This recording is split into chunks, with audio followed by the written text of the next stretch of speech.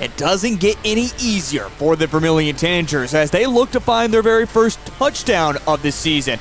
And against a Lennox team that saw now third-year starting quarterback Braden Wolf in Week 1 throw for 5 touchdowns, including his favorite target, Porter Enan, who had over 5 receptions for 175 yards and 4 touchdowns. It's Week 2 of Vermillion football here on Live Ticket TV. Let's dive on in.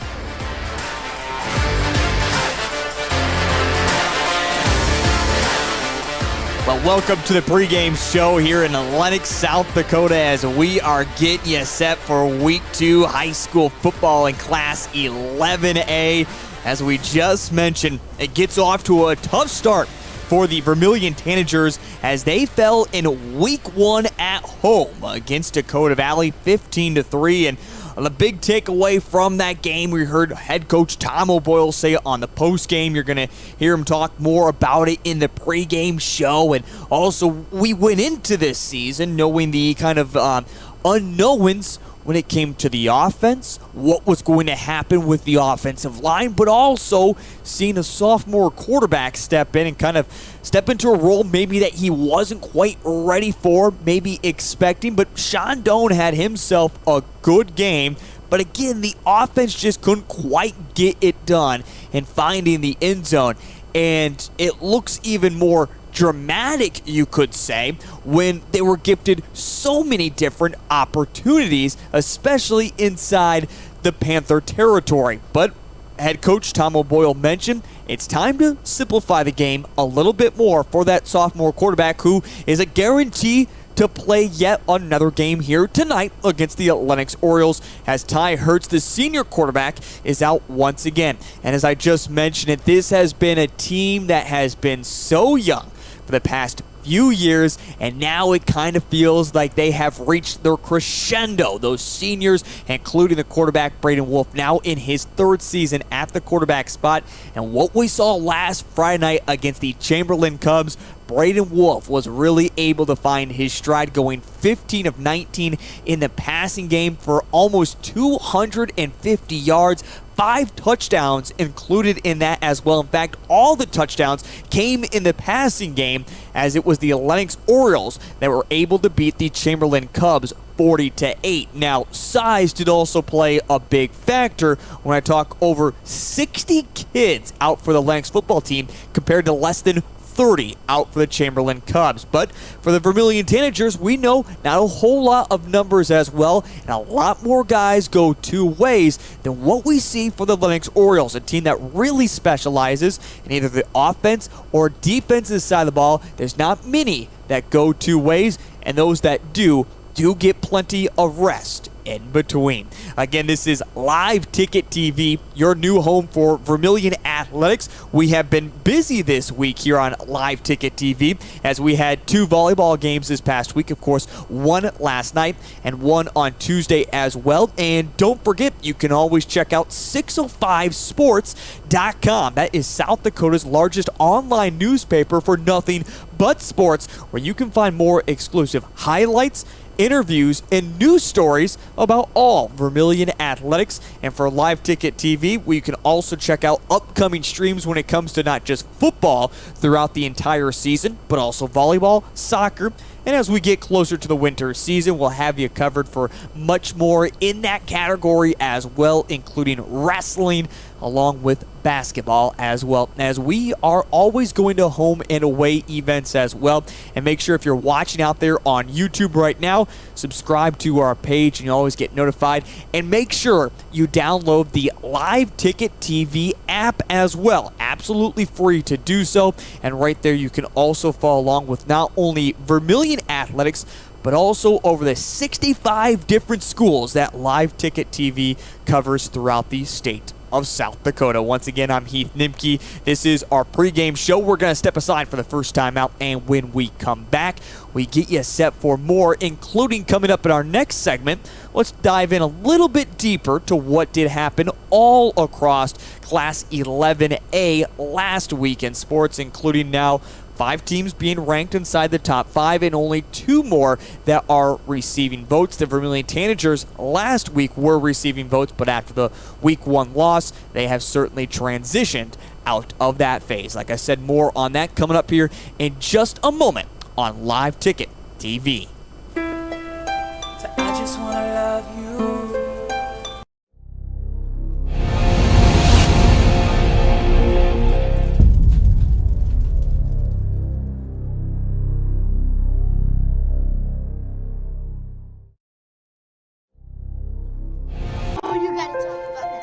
The innocence of youth. Is there anything any better? But soon they'll be in high school and facing all the same challenges you faced. How to make friends, how to fit in, how to be cool. We want our children to have everything they'll need to live fulfilling and productive lives.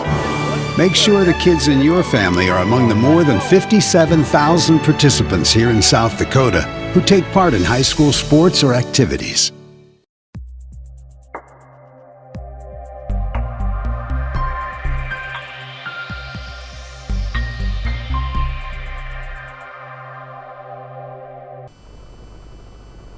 Welcome back to the Live Ticket TV pregame show here on Live Ticket TV along with YouTube as we are getting you set for game number 2 of the season for both the Vermillion Tanagers and the Lennox Orioles. Well, we talked about it just briefly a little bit ago here on our pregame show, and now it's time to take a little bit more of a look into this Lennox Orioles team. As we mentioned, a victory to open up their season 40-8 as they were able to beat Chamberlain on the road and really able to get it done in their passing game with Braden Wolf as he went 15 of 19 in that football game for 242 yards, 5 touchdowns, including in the receiving game. Porter Enan, 6 receptions for 176 yards and 4 touchdowns as well. So, what are we going to see from this Lennox Orioles team after they get that big victory against Chamberlain? And how important is it to find some wins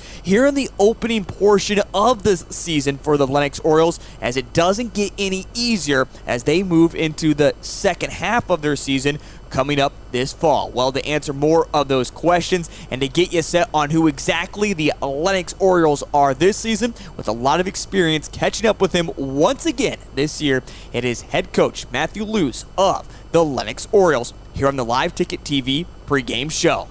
Coach, look at the season so far. We're going to get into that first victory of the season against Chamberlain last Friday night, but going into this season, I look at your squad, a squad that I feel like has been building for quite some time. I look back to last year and now compare it to this year. A lot of great talent from juniors now that are seniors, that experience on the defensive side of the ball as well. So, Coach, going into this season, before even playing that first game against Chamberlain, what's kind of the expectations that you have for your squad? Well, with the amount of seniors that we have, the quality of the guys we have, I really feel that the expectations for us are to compete at extremely high level in every game. And we're really focused on getting better every single game. Last year, we left some games out. We took some games off, and that hurt us. There's teams that were in the playoffs that we had beat straight up, and we didn't do our job. And so this year, how far we get is going to be determined by how hard we work in practice and how well we push each other to get better every single day. I think the sky's the limit for this group, but that being said, we can't take a day off because in our conference and with our schedule, anybody can beat anybody in the game. I'm going to come back to your schedule here in just a little bit, so keep that on your mind. But as we look at last Friday night, we see a big victory for your squad, 40-8 against Chamberlain. What seemed to be working for you? I mean, I look at the numbers for Braden Wolf. He had himself 5 touchdowns. He just seemed like he was in the zone. Was it something that you saw against Chamberlain that your offense was able to pass it with ease, or how did you get that big victory against the Cubs? Well, when we got 60-plus guys out and they have 29, football's a numbers game. And so kind of in the second quarter, we started to pull away simply because a lot of their guys have to play everything. And credit to Chamberlain. I mean, they played a heck of a game. We couldn't really run the ball at all against them. They're big up front. They love to hit.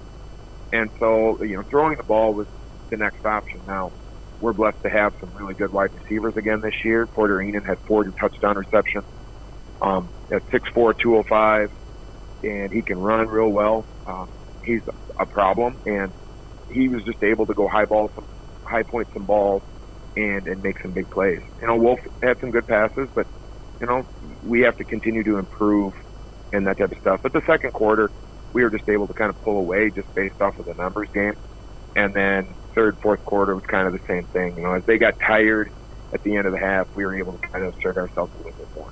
Well, you get that big victory, 40-8, and now I want to go back to something you just mentioned with your schedule. I'm not trying to overlook anybody that is coming up, but it seems with your schedule, you're going to have some tough opponents here in these very first few games. You know that, but looking at kind of the last 4 games of your schedule, how important is it to find as many wins as you possibly can in this first half of the season, knowing that that could ultimately determine whether you make playoffs or don't make the playoffs? Well, getting momentum is huge, and whenever you have a chance to get a win, you have to take that opportunity. And like I said, or I have said, last year we left some games out on the field. We didn't prepare ourselves well enough to take wins when they were there to take. I like to break the season into groups of 4 or groups of 3, 4 3-game seasons. If I can get 2 out of 3, by the end of the regular season, a 6-3 team, you should be a solid playoff team. That last end of the season, we've got some perennial tough teams between Dakota Valley, Madison, West Central, and Sioux Falls Christian. We expect them to be tough. But ultimately, we can only control what we can control, and we have to worry about getting better. And that means that when we're playing teams that maybe, we should match up pretty well against them, we have to make sure we are getting better and not worrying about doing one thing that works all the time really well. We got to work on things and get better, so at the end of the season, we are an improved team. We're not improved in just one aspect. Well, when looking at the Vermillion Tanagers, you talk about improving as a team, taking advantages of the opportunities that are laid out in front of you. This has been a Vermillion team that, of course, as you know, got your number last year, but lost a lot of great senior talent, missing their starting quarterback right now in the moment for the first few games of this season, a sophomore quarterback that did step in and have himself a good game against Dakota Valley, a defense that was extremely stout, only allowing the Panthers 15 points. Looking at this matchup against the Tanagers, what's one of the big areas that you look to exploit on the defensive side of the ball and shutting down the Vermillion offense that can get going? Well, I wouldn't say exploit. They're well coached. They have an extremely veteran staff. They do a good job of getting their kids to play extremely hard. We have to make sure that we're maximizing our opportunities as far as getting kids one-on-one opportunities, getting kids in space. Our offense is being a spread option offense. We want to be able to run it as easily as we pass it. And so getting ourselves in positions where, the numbers in the box mean we're going to run, or the numbers in the box say, hey, we're going to throw it, but making sure that those reads are clear. That is probably going to be our biggest focus into this game, is making sure that we have clear reads as to what we want to do, how we're going to align, how we're going to adjust. Offensively, Vermillion wants to play in space. They lost a lot on their offensive line. They have quality kids there. They got off the ball fast, and they get off the ball, and they want to be physical. Their skill guys are fast, always have been. So playing in space is going to be very critical. Tackling in space is going to be very, very critical for us, making sure we leverage outside run plays well. And then, with the sophomore quarterback, that Doan kid, he threw the ball really well. But we have to get him off his rhythm and get off his spot. Get him worried about what the rush is coming from, if we blitz, where the blitz is coming from. So really it's going to be about execution on offense based off of the numbers game, and then defensively making sure that we get tackle in space. Well, you talk about execution as well. You talk also about the blitzes that are coming, something that Vermillion wants to get better at. We heard it from Coach OB in his post-game show on Friday, make the game a little bit simpler, but they want to run that RPO. They want to make you be guessing to the very last moment on who has the football and where it's exactly going to be going. How do you make sure your defense doesn't over-pursue in moments like that and just stay and make sure you're finding the ball and not necessarily the decoys? Having, us running the RPO offense for, several years, what we find is teams that are disciplined on defense and trust one another, it's harder to get them to be exploited.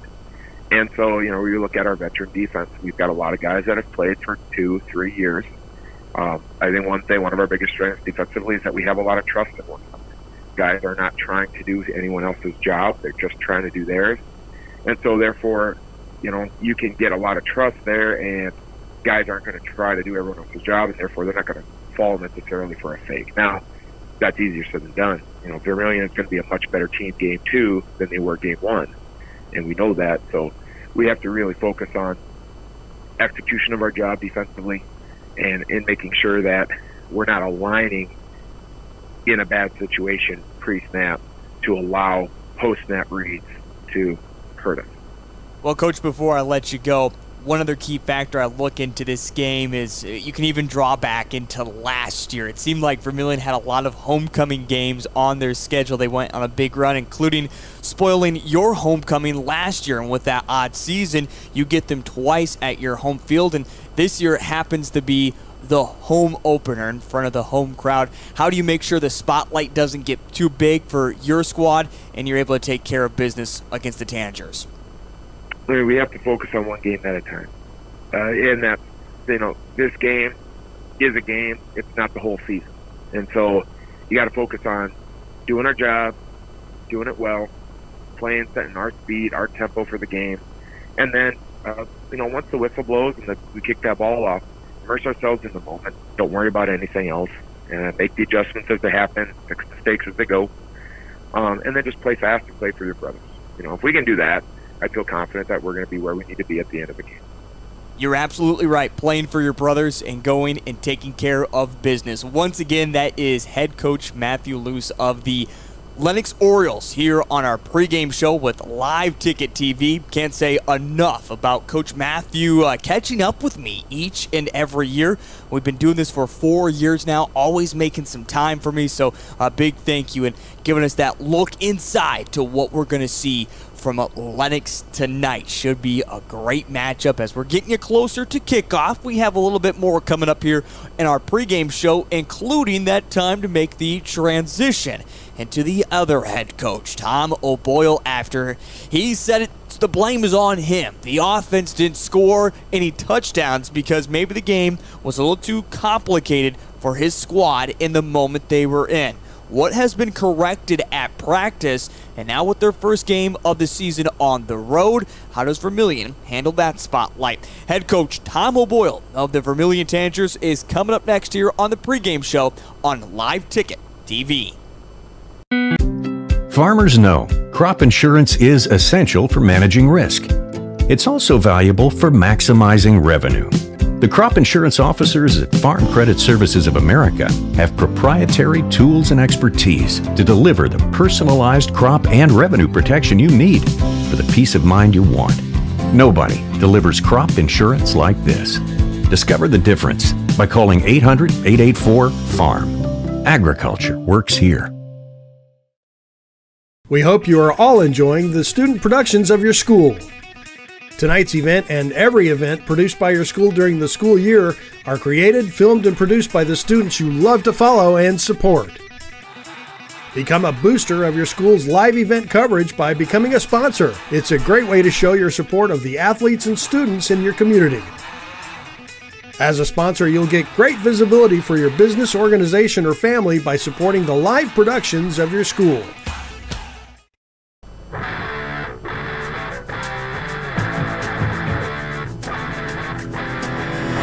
Back here on Live Ticket TV in Lennox, South Dakota, as we are getting you set for Friday night football between the Vermillion Tanagers and the Lennox Orioles. Great to have you along here on Live Ticket TV. And by the way, have you checked out Live Ticket TV and the downloadable app today? Yes, that's right. You can download the Live Ticket TV app, and on there you're going to find all the schools that Live Ticket TV and 605 Sports are covering, including your very own Vermillion Tanagers. And with Live Ticket TV, you can catch plenty of sports that we have throughout the week, and it's not just football. This past last night and on Tuesday, we had you covered for volleyball. We'll have you covered for more volleyball coming up throughout the season, trying to work on a little bit of soccer. And then coming up for the winter season, you can find more with wrestling and basketball as well. And don't forget, with Live Ticket TV, we're always traveling to all the games as well, home and away. So you can always catch Vermillion Athletics right there on Live Ticket TV. Or again, as I mentioned, download the app. You can find it in the Google Store or the Apple Store today as well. It's absolutely free, so make sure you download that. And then when you're on there, you can also find every single school from across the state of South Dakota. You can watch their streams right there. Again, whether it's volleyball, football, and more, Live Ticket TV has you covered for the athletics across the state of South Dakota. All right, let's get back into our pregame show as we now focus on our coaches' interviews. We just got done with Lennox, and now it's time to get to head coach Tom O'Boyle. And earlier this week, I caught up with him, and we talked so much about what happened in Week 1 against Dakota Valley. Of course, that was probably one of the biggest talking points for the Vermillion Tanagers was their offense. They got close at times, but ultimately weren't able to score a touchdown. How does that happen? How do we change that narrative tonight going against Lennox? And what are we going to see from an Orioles team that has continued to develop over the past couple of years and boast quite a bit of seniors on their squad? Here he is on the pregame show. It's head coach Tom O'Boyle. Coach OB, let's go back to last Friday night. And I know even out there, you said it in our interview, you were out there in the newspapers as well, kind of saying it. I felt after the game against Dakota Valley, you as a coach took a lot of the blame. You said you didn't make things very simple. There was some things about the offense that didn't click, and of course, ultimately, we saw that. You never scored your touchdown, first touchdown yet of the season. We're looking for that tonight against Lennox. And after the game, I asked you a question. You gave me that kind of coach's answer. Well, Heath, we have to look at the film. So you've had that opportunity going back to last Friday. What was it about those opportunities not making the game simple that you just weren't able to finish it off in Week 1? Well, we certainly had a million opportunities, I felt like. You know, our best one was right there at the beginning of the end of the second quarter, where you have first and goal at the 5 after catching a Terrell Sorrell caught a nice pass down to the 5, and we get on the ball, and we have one timeout in our pocket, so we knew we wanted to try to get in first or second down. We clock it on third, but we just seemed to have one or two little breakdowns. Either we felt like there were some guys open and the ball didn't get out, and I think Sean felt a little bit rushed at the QB position, but all in all, after watching the film, we were pleasantly surprised with the job our kids did up front. We thought that when we had a seam, Jeremy tried to make the most of it. We changed a little bit of our scheme coming in for tonight. We're going to get the ball in the tailback deeper and let him have some more vision to the field as far as cutback lanes. But we just never could blow them off the ball, and it was a physical mismatch up front. They had two big kids sitting in the A gaps, and we just couldn't get much movement on them.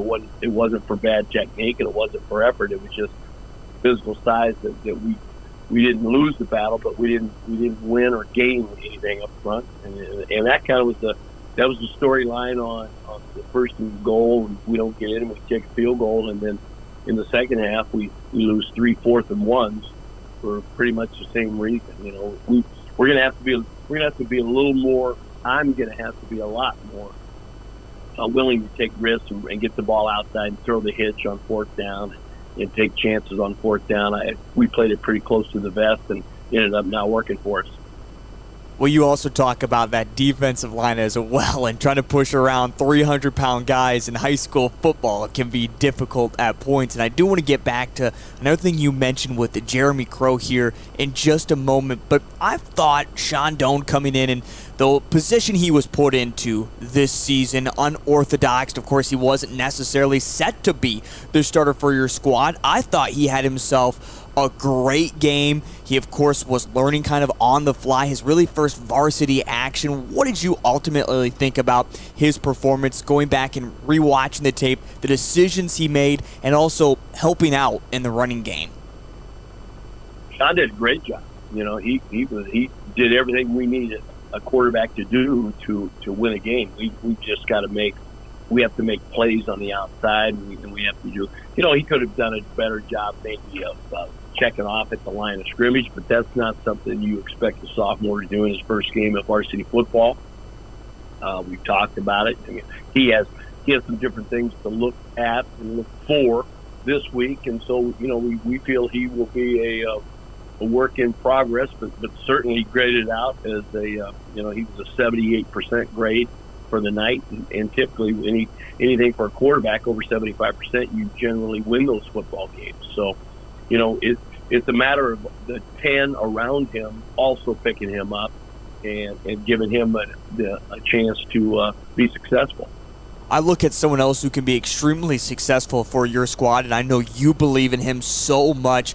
But what does it take to get Jeremy Crow going here against Lennox? I mean, having just 11 carries for 20 yards, I mean, he's got to be getting close to triple digits, or at least you got to feel like you want him at that point. Is this what you were talking about on Friday? Let's make the game simpler. Let's get it more into Crow's hands and just see what that senior running back can do for your squad?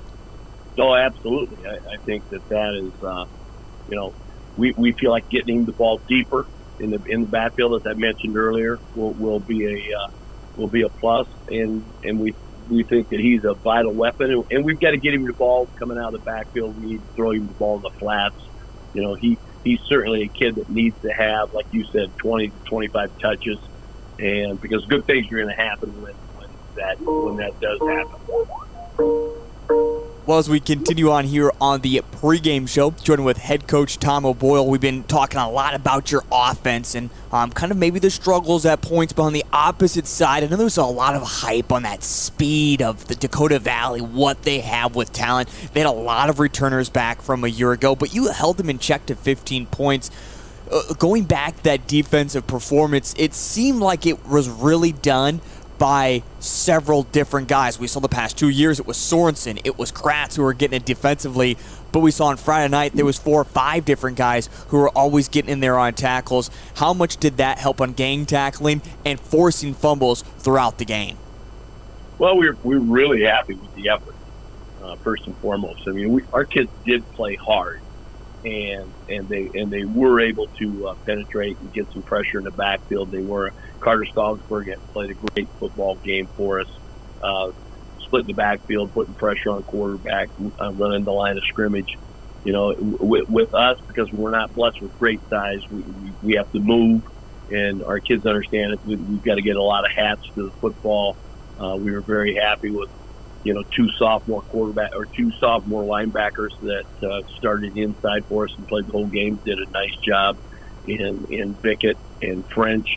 So, you know, those kids are only going to continue to improve, and we feel our strength probably is secondary wise, and we feel like we can match up athletes with anybody and run with anybody. So, you know, it was a good matchup for us. I think Dakota Valley's quarterback played very, very well. He did some nice things. He was good in play action. He was accurate, you know. But then again, we turned him over 4 times.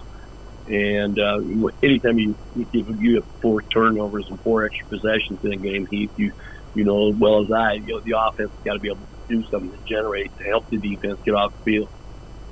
Well, we've been talking quite a bit about this Dakota Valley game, looking back to week one. It's time to transition. I know you have, of course, with your squad, looking at Lennox now.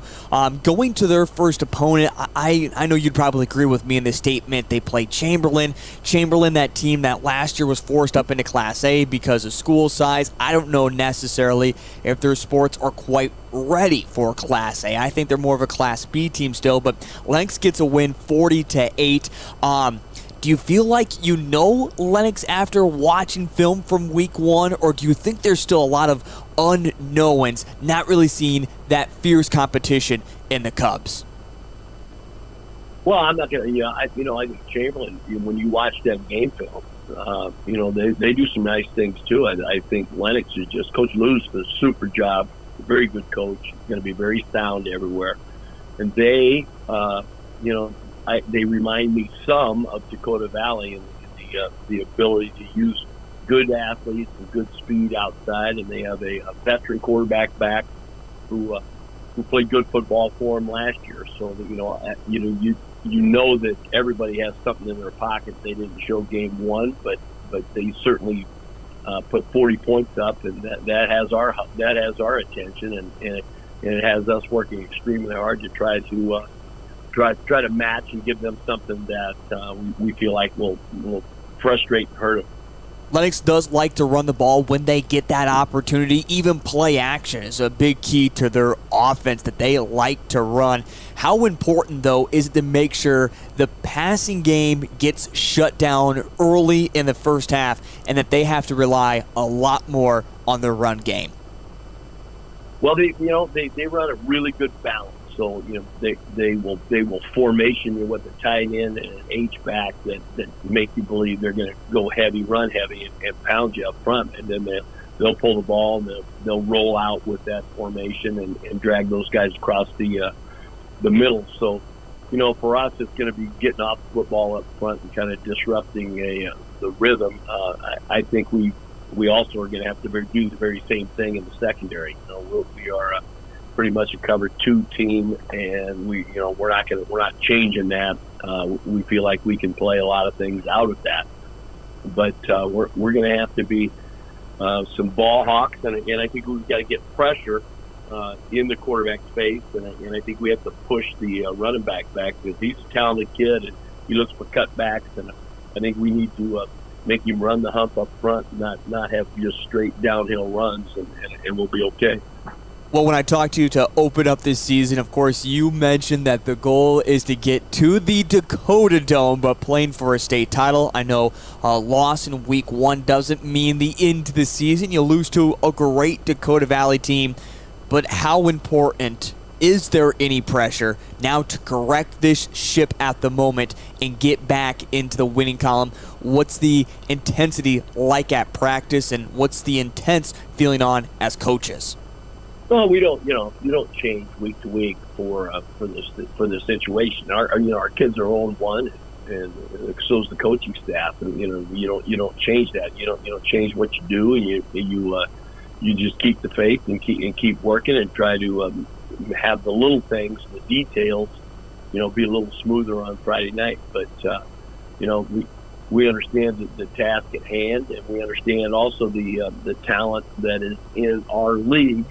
And you have to win 5 games. So you don't talk about that, but you certainly know that this would be a great opportunity for us to go to 1-1 and send the message that we people are going to have their hands full when they play us, and we feel pretty good about our kids. Well, if there's one thing that you did so well last year as well, is you really put the state on notice, especially you get through those first 4 games of the season, go 2-2, and then as we know, those runs start to happen. You beat West Central, and just it was a great run, and as you mentioned, it's time to put the state back on notice. You get week 1 out of the way, and now it's time to see if you can't find the win against the Lennox Orioles. Once again, that is head coach Tom O'Boyle here on Live Ticket TV with our pregame show. We're going to step aside, and when we come back, we get you closer to kickoff between Vermillion and Lennox on this Friday night. That's on the way next here on Live Ticket TV. The innocence of youth. Is there anything any better? But soon they'll be in high school and facing all the same challenges you faced. How to make friends, how to fit in, how to be cool. We want our children to have everything they'll need to live fulfilling and productive lives. Make sure the kids in your family are among the more than 57,000 participants here in South Dakota who take part in high school sports or activities. Limestone canyons, flowing waterfalls, and pristine beauty make Spearfish a sanctuary for those seeking the ultimate escape. Outdoor enthusiasts will find top-notch sport climbing, mountain biking, and UTV OHV trails. Guests are steps away from peaceful hiking trails and tranquil streams. Relax and rehash your day's adventure at one of our award-winning local breweries. Finding rest is an important part of any adventure. Lodging in Spearfish comes with a variety of choices, from cabins, B&Bs, and campgrounds to the comforts of your popular brand-name hotels. To find your unique adventure in Spearfish, go to visitspearfish.com now.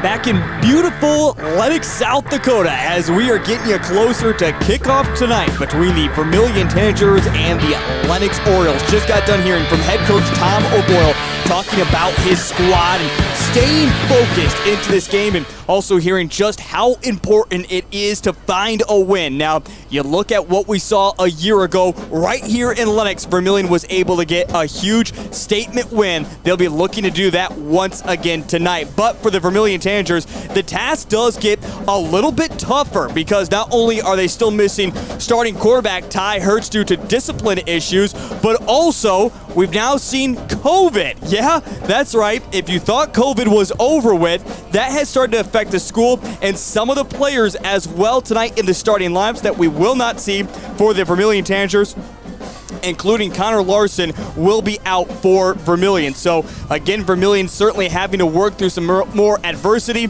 and more disciplinary issues as well. Talking with head coach Tom O'Boyle. So what we're going to see tonight from the Vermillion Tanagers may look just a little bit different than offense and defense than what we saw on week 1.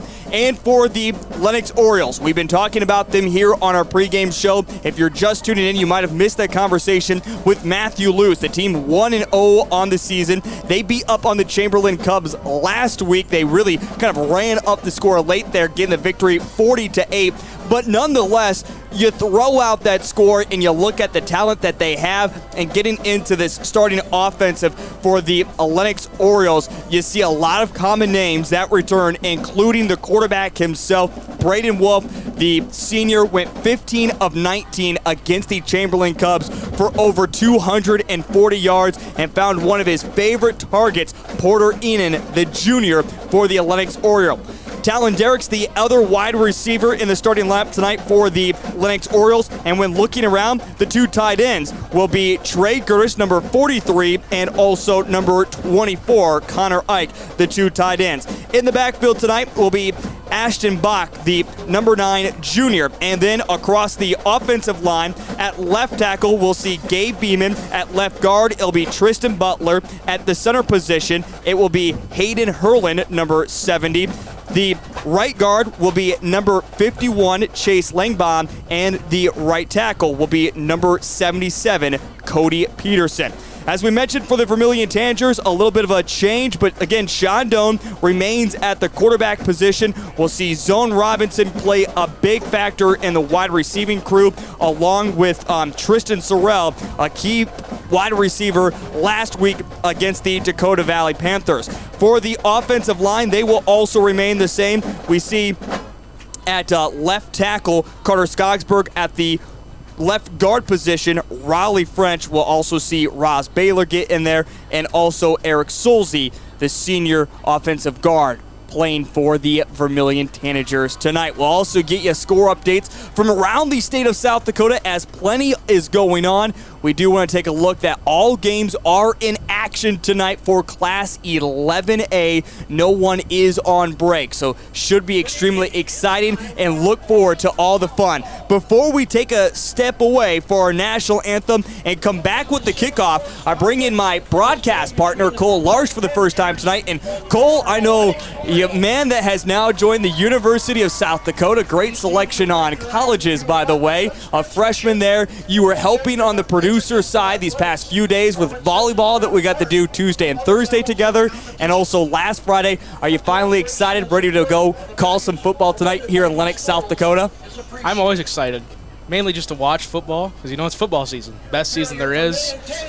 This should be a really good game, so I'm excited. Like you said, I've produced the last 3 games for Vermillion. Finally to get the mic, it's a little different because I can hear myself twice in my ears, once through the headset, once through the earbuds, but I'm really excited for this opportunity. Yeah, right now Cole has got, as he mentioned, kind of 2 different earbuds. He's got one dangling down, one in his ear, and then he has the headset on as well. So, yeah, he is definitely doing all the great duties here for us once again tonight. Again, I'm Heath Nimke as we are getting you set closer for kickoff. Again, the Vermillion Tanagers fell in Week 1 to the Dakota Valley Panthers 15-3 as the Vermillion Tanagers still looking for their first touchdown of the season. As we heard from head coach Tom O'Boyle in the run game, they really want to get Jeremy Crow going. Cole, how important will Crow be in a game like tonight, especially with the wind playing a factor here in Lennox? It's going to be a big factor. 2 teams that like to pass the ball here. Wind's blowing pretty good. Once it gets up in the air, it's going to affect it a lot. So your receivers really have to work to read the ball as it's in the air. And, like you said, it's going to be a big, important piece here because if you misjudge that ball, the defensive back could be right there. So it's really important that you judge the ball well and throw the ball well, for that matter, in the wind. It is going to be a hot night here in Lennox as well. Things will cool off a little bit later on, but we are set and ready to go for kickoff between the Vermillion Tanagers and the Lennox Orioles. It's time for Week 2 high school football here on Live Ticket TV. We're going to take a step aside for our national anthem, and when we come back, it's kickoff time. That's on the way next on Live Ticket TV. Agriculture is like no other business, which makes Farm Credit Services of America like no other lender. Owned by the farmers and ranchers we serve, our customers have a voice in how we work, a stake in what we do, and share in our success. Discover a lender that works for you at Farm Credit Services of America. This is what matters. This is beyond X's and O's. This is the difference mutual respect makes. This is what character looks like. This is what defines us in South Dakota. This is sportsmanship. School sports, it's not the outcome that matters most, but the way the games are played. This message presented by the South Dakota High School Activities Association and the South Dakota Interscholastic Athletic Administrators Association.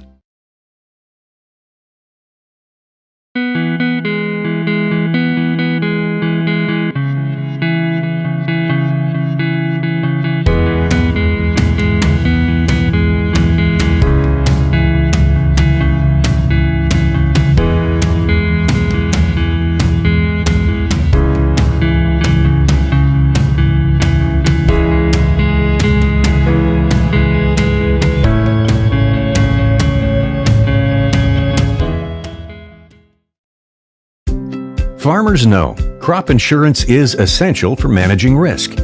It's also valuable for maximizing revenue. The crop insurance officers at Farm Credit Services of America have proprietary tools and expertise to deliver the personalized crop and revenue protection you need for the peace of mind you want. Nobody delivers crop insurance like this. Discover the difference by calling 800-884-FARM. Agriculture works here. We hope you are all enjoying the student productions of your school. Tonight's event and every event produced by your school during the school year are created, filmed, and produced by the students you love to follow and support. Become a booster of your school's live event coverage by becoming a sponsor. It's a great way to show your support of the athletes and students in your community. As a sponsor, you'll get great visibility for your business, organization, or family by supporting the live productions of your school.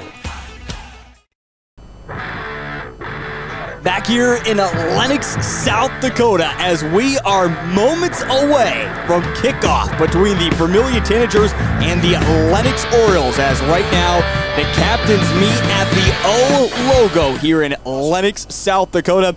And again, Vermillion Tanagers coming into tonight 0-1 on their season. Fell to the Dakota Valley Panthers in Week 1, 15-3, whereas the Lennox Orioles made the not-so-far trip for their season, but a decent trip up to Chamberlain, got the victory 40-8 over the Cubs, and a big passing performance that they had with Braden Wolf.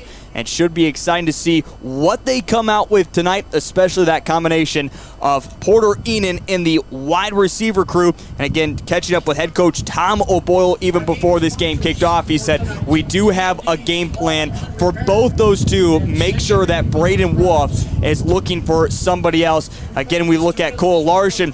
Cole, Braden Wolf is now in his third year as a starting quarterback for the Lennox Orioles. How much does that help if you are Lennox having that type of experience at the quarterback position?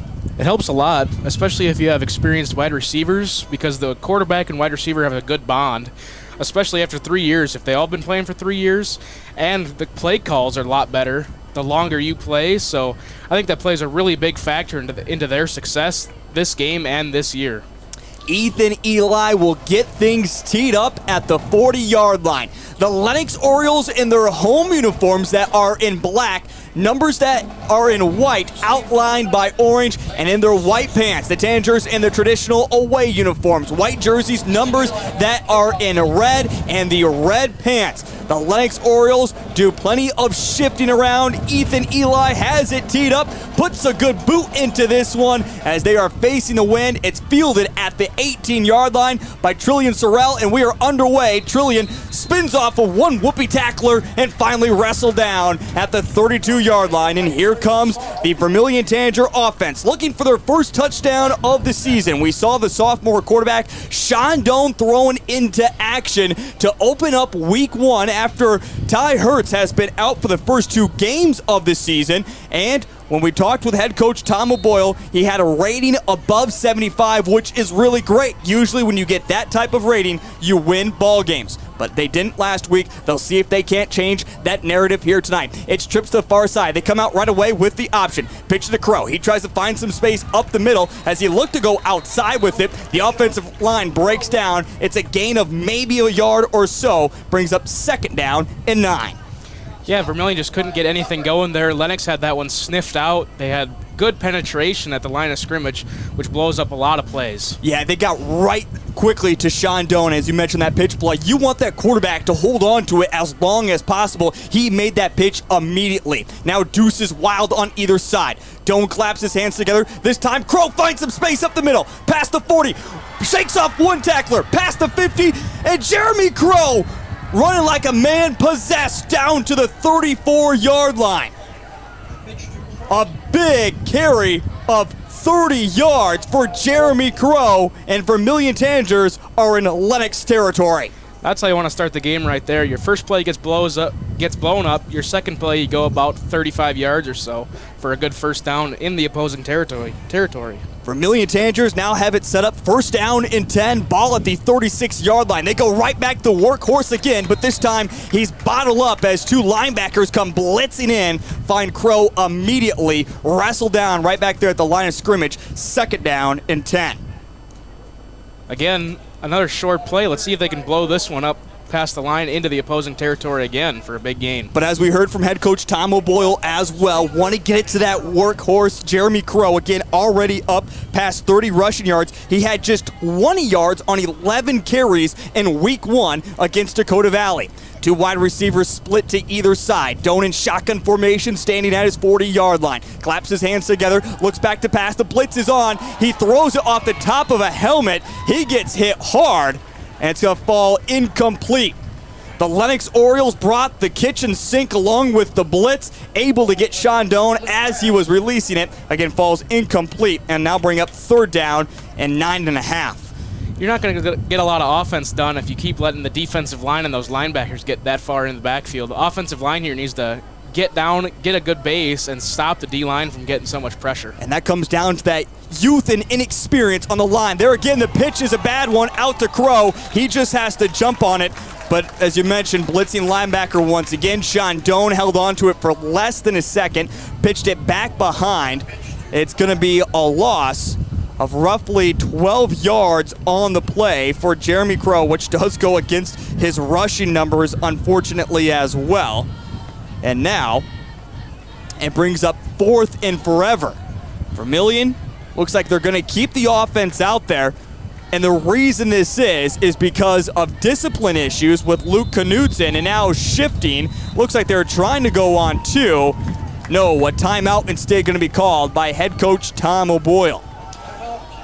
Well, Cole, you start off the game with a big run from Jeremy Crow, get into Lennox Oriole territory, not able to do anything with it. Looks like they're going to either punt it away or try to force something here, but this seems like this is the exact same script we saw a week ago. Yeah, it's the Vermillion starts to get a little bit of a drive going, and 2 plays, it wasn't much of a drive, but they got a lot of yards, and they just silly mistakes, letting a linebacker through on an option, the pitch behind the running back. Obviously you're getting rushed, so it's hard, but you got to get that pitch down to give yourself a chance. And like you said, right back where they were, 4th and a mile. So 4th and forever upcoming for the Vermillion Tanagers.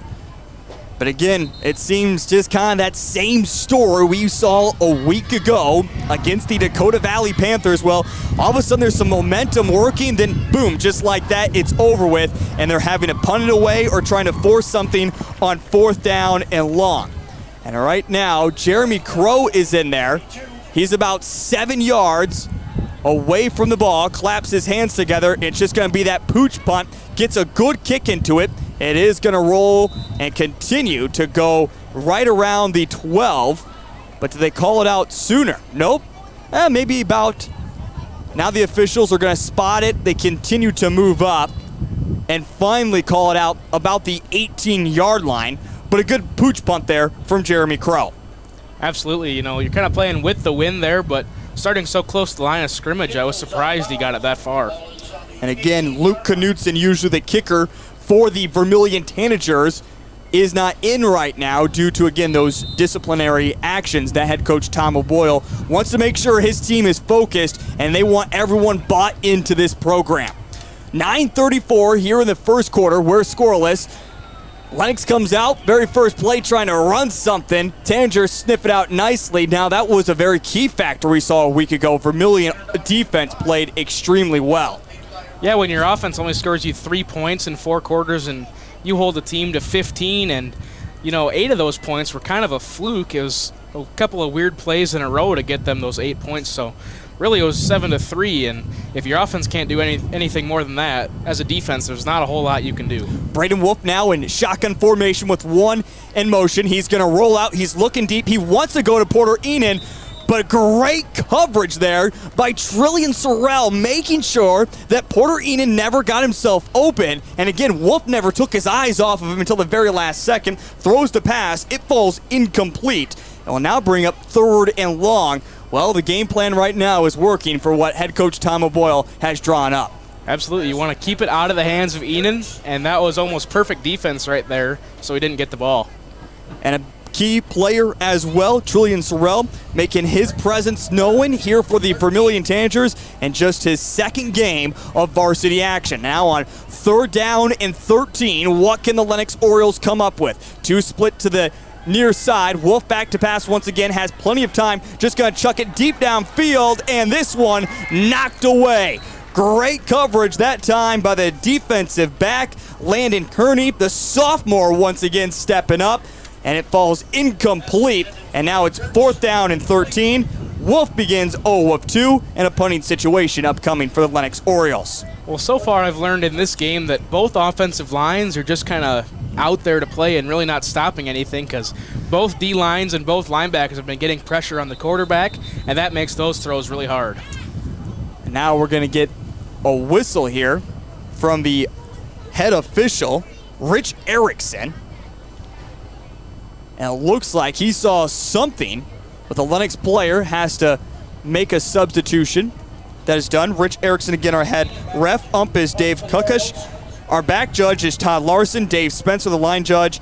And head linesman is Zach Levitch for our officials tonight. This punt just goes high in the air and hangs in the wind. Takes a bounce about the 31 and will roll all the way to about the 38-yard line. Vermillion will set up first down and 10.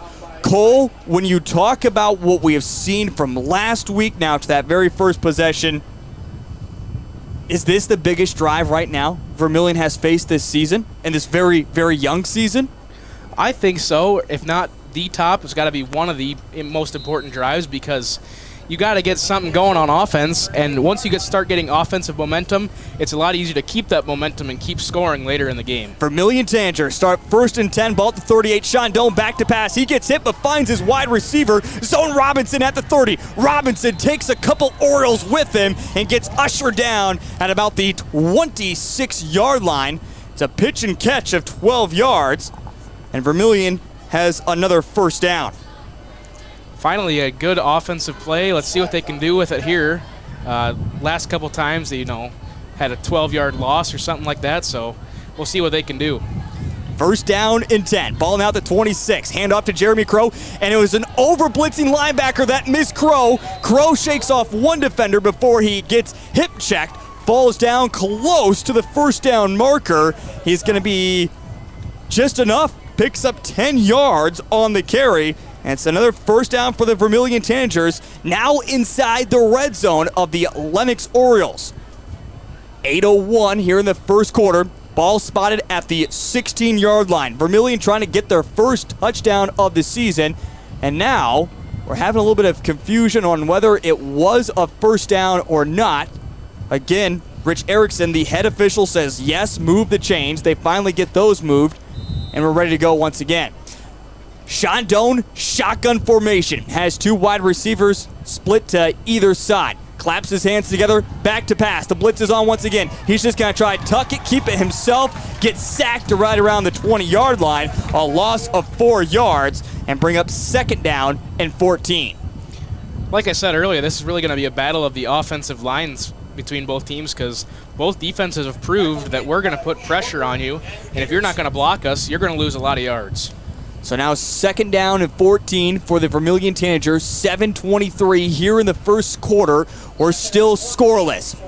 Trips now to the far side. Zone Robinson at the numbers by himself on the near side. It's going to be a handoff to Crow. He tries to go right up the middle, just get back to maybe close to the original line of scrimmage. Gets up 3 yards and will now bring up third down and 11. Big conversion attempt here. If you can get it even close to the first down marker, you got to go for it, unless you want to kick it with the wind, which is a possibility. But if you're going the other way, a field goal is almost impossible here. Third down and 11. Shotgun formation for Doan. It's high towards his helmet. He rolls out. He's looking over towards the sideline. This one falls incomplete for its intended target there of Connor Roehrig. And fourth down and 11. You have a feeling that Vermillion's going to keep the offense out there and try to convert. You almost have to in this situation. Like we said before, it's almost the most important drive so far of the season, and you want to capitalize on your good plays and kind of minimize the negative plays, but so far it's kind of been the opposite of that. What can Vermillion do on fourth down and 11? Ball at the 17-yard line. After they were able to get inside the red zone, they have gone nothing but backwards. Trips to the far side. Doan claps his hands together. Looks for the seam route, but this one well above the head of Trillian Sorrell falls incomplete, and that is a turnover on downs. As much as you hate to have a turnover on downs, you almost have to go for it in that situation. I mean, you're on your own, or the opposing 18-yard line, and now you stick Lennox on their own 18 and see if your defense can keep it up and stop them and give you another chance. Well, for the Vermillion Tanagers, though, it's another opportunity to the well that comes back resulting in no water. And now on first down and 10, ball at the 18, you just kind of put together what you did on that very first drive defensively for the Vermillion Tanagers. You have yourselves in a good spot right now. We are seeing a little bit of a water break as well, as we are just not quite to the halfway point here in the first quarter. We're always going to see these type of water breaks as well as they come back on. Cole, what exciting game are you looking forward to college football tomorrow? Did you watch any West Virginia Pittsburgh last night after we got done with volleyball? No, I saw a lot of highlights of it, though. I didn't quite get to make it the rest of the game, but after volleyball, I really just went to my dorm and went to bed. I was exhausted, but I saw a lot of highlights in the morning, and apparently there were some really good games that I missed out on, which is unfortunate. Well, speaking of volleyball, we're going to hear from Amy Nelson coming up a little bit later on here in the broadcast. It's a direct snap to Wolf. He's going to keep it himself and just find some space on the near sideline. Picks up about 6-7 yards and bring up second down and manageable for the Lennox Orioles. A well-designed play there. It almost looked like it caught Vermillion off guard a little bit with that direct snap and run, but so far that's been about the only thing Lennox can get going offensively. Let's see what they keep with it. So a pickup of 7 yards for Braden Wolf brings up second down and 3. Another designed run once again, but this time Carter Skogsberg was in there on the tackle, but it all began with Connor Matson, the junior, who had tangled up the legs of Wolf, didn't allow him to get anywhere, gets maybe a yard, bring up third down and 2. Like you said, another designed run, and Vermillion got it that time, but I think if they break that tackle there, that might go for about 10 yards. So third down and 2 now for the Lennox Orioles. Ball spotted at the 26-yard line. One in motion. Wolf once again, but his offensive lineman didn't get out in front and blocked him. It's blown up in the backfield, but a miscue there by the Lennox Orioles as his offensive lineman was not able to get out in front. Cody Peterson. It's a loss of a yard or so and brings up now fourth down and 3. Like I kind of mentioned before, both offensive lines here kind of out to lunch, and after that first play, it looked like they had some hope, but after that one.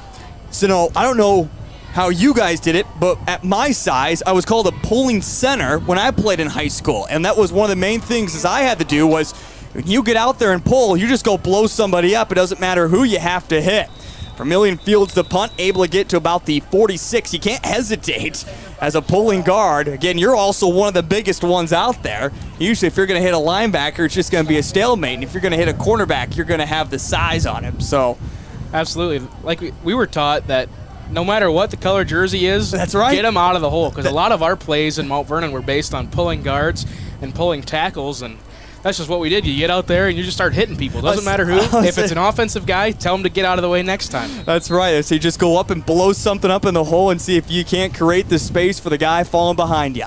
Well, with 5:06 here in the first quarter, we're still scoreless between Lennox and Vermillion. Vermillion back inside Lennox territorial after the punt return. It's going to be a designed quarterback keeper, a fumble. Lennox is reacting as though they have it, but the officials say, no, Doan was down. He picks up a yard or so and brings up now second down and 9 for the Vermillion Tanagers.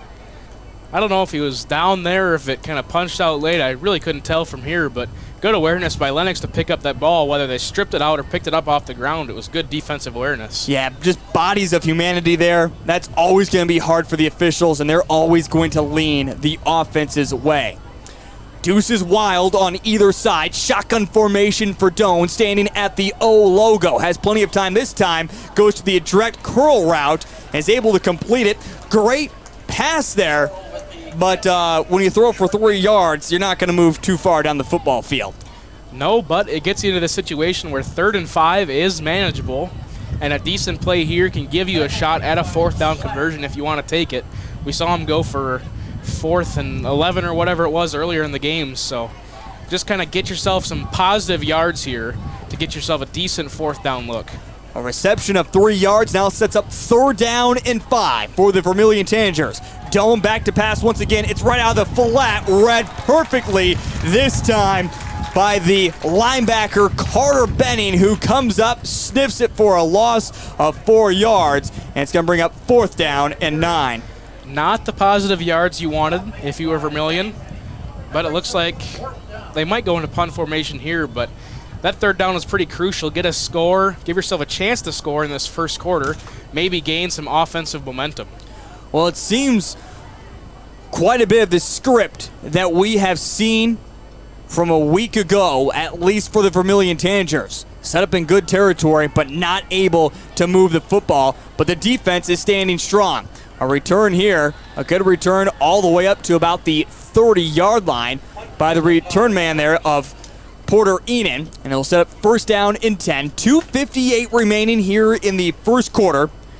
The Lennox Orioles will take it over for the third time here today. Now, so far in the passing game, Braden Wolf has been 0 of 2. Again, you go back to what he did against the Chamberlain Cubs, 15 of 19 for 242 yards, 5 touchdowns, and an interception for him last week against the Cubs. But again, Chamberlain, as I say, is still a Class B team, but school size says they're a Class A.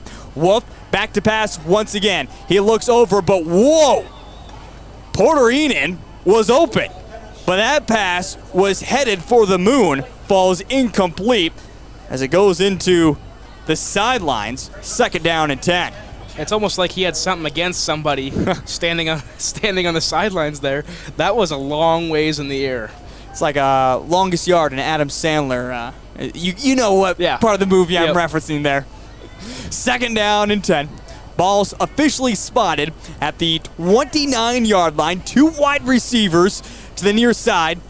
Puts one in motion now. Wolf, design quarterback keeper. He's going to bounce it now over to the near hashes. Gets by one defender, but quickly is snuffed out there by a couple Tanagers.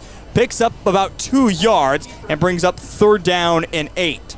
They go back to that design quarterback run that was working for him earlier, but so far in this quarter, Lennox hasn't been able to get it out of their own end, just kind of being like a stalemate between both offenses right now. The ball has really stayed between the 50 and the 20 this entire quarter. It really, really has. Now, Wolf against the Cubs last Friday had 6 carries for 33 yards. Right now up to 4 carries for 9 yards. And now a fumble, a bad snap. Able to get back on top of it is Ashton Batch, the running back, but that's going to be a loss of 4 yards, and now bring up fourth down and 12. Excuse me, Ashton Bach there for the Lennox Orioles. Bach officially 2 carries, covering a fumble for 7 yards in the opposite direction. And once again, having to punt it away are going to be the Lennox Orioles. Good punt. This one goes to zone. Robinson on the running there. He caught it, then dropped it, bounced it off of his knee, falls on top of it at the 31. And the Vermillion Tanagers will set up kind of right where they started their very first drive at, with 94 seconds remaining in quarter number 1.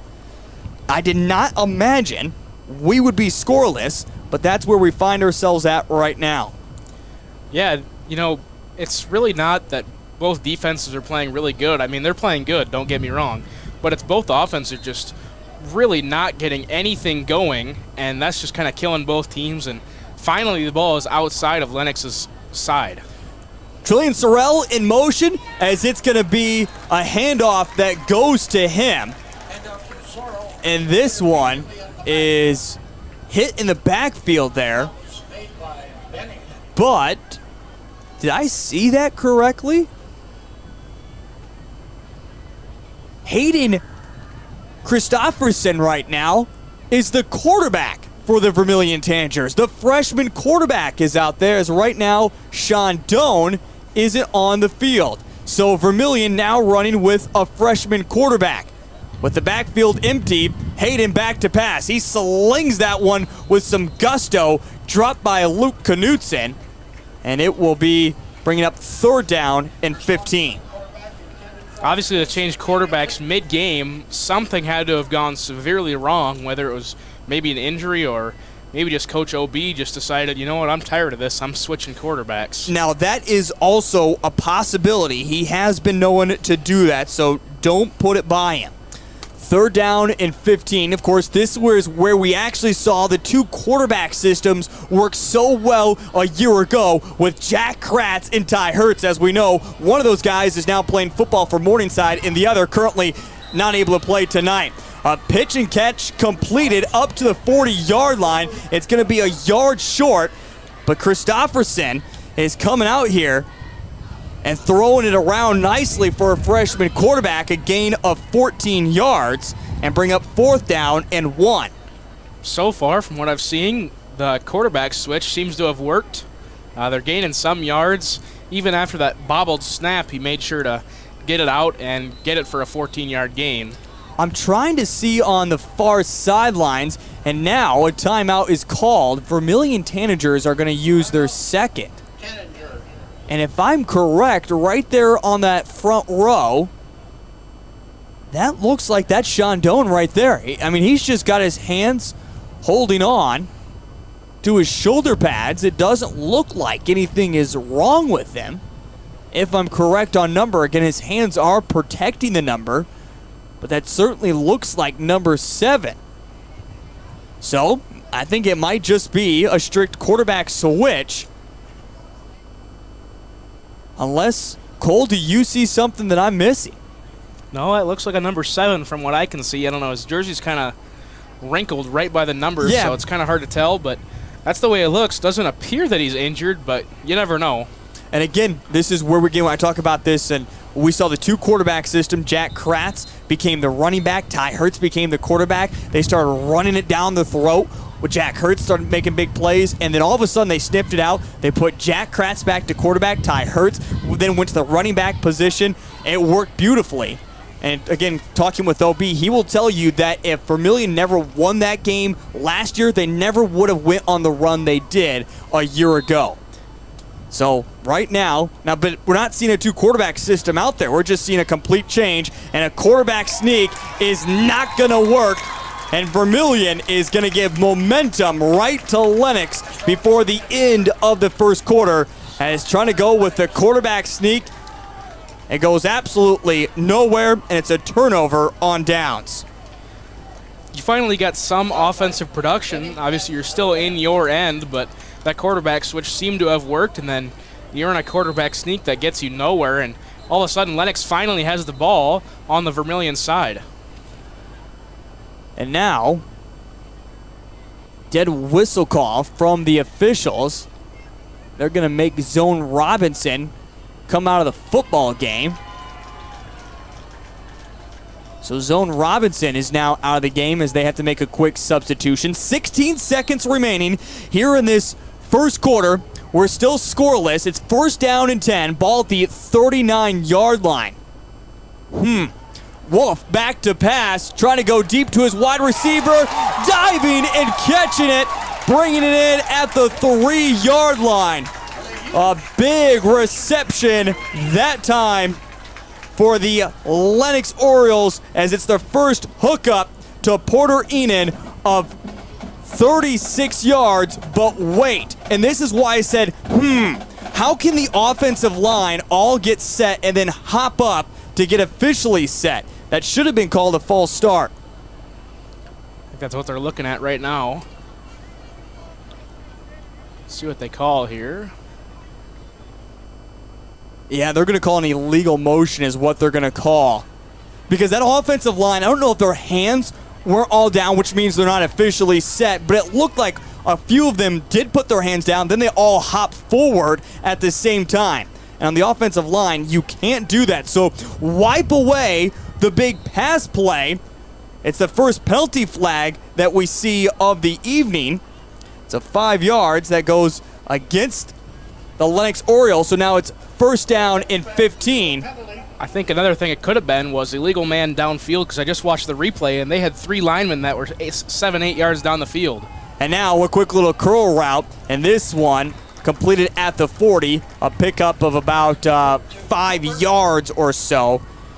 I guess, again, that one goes to Cooper, and this will be the end of the first quarter. We are scoreless between the Vermillion Tanagers and the Lennox Orioles. We're going to step aside. We're back in 60 seconds with the second quarter here on Live Ticket TV.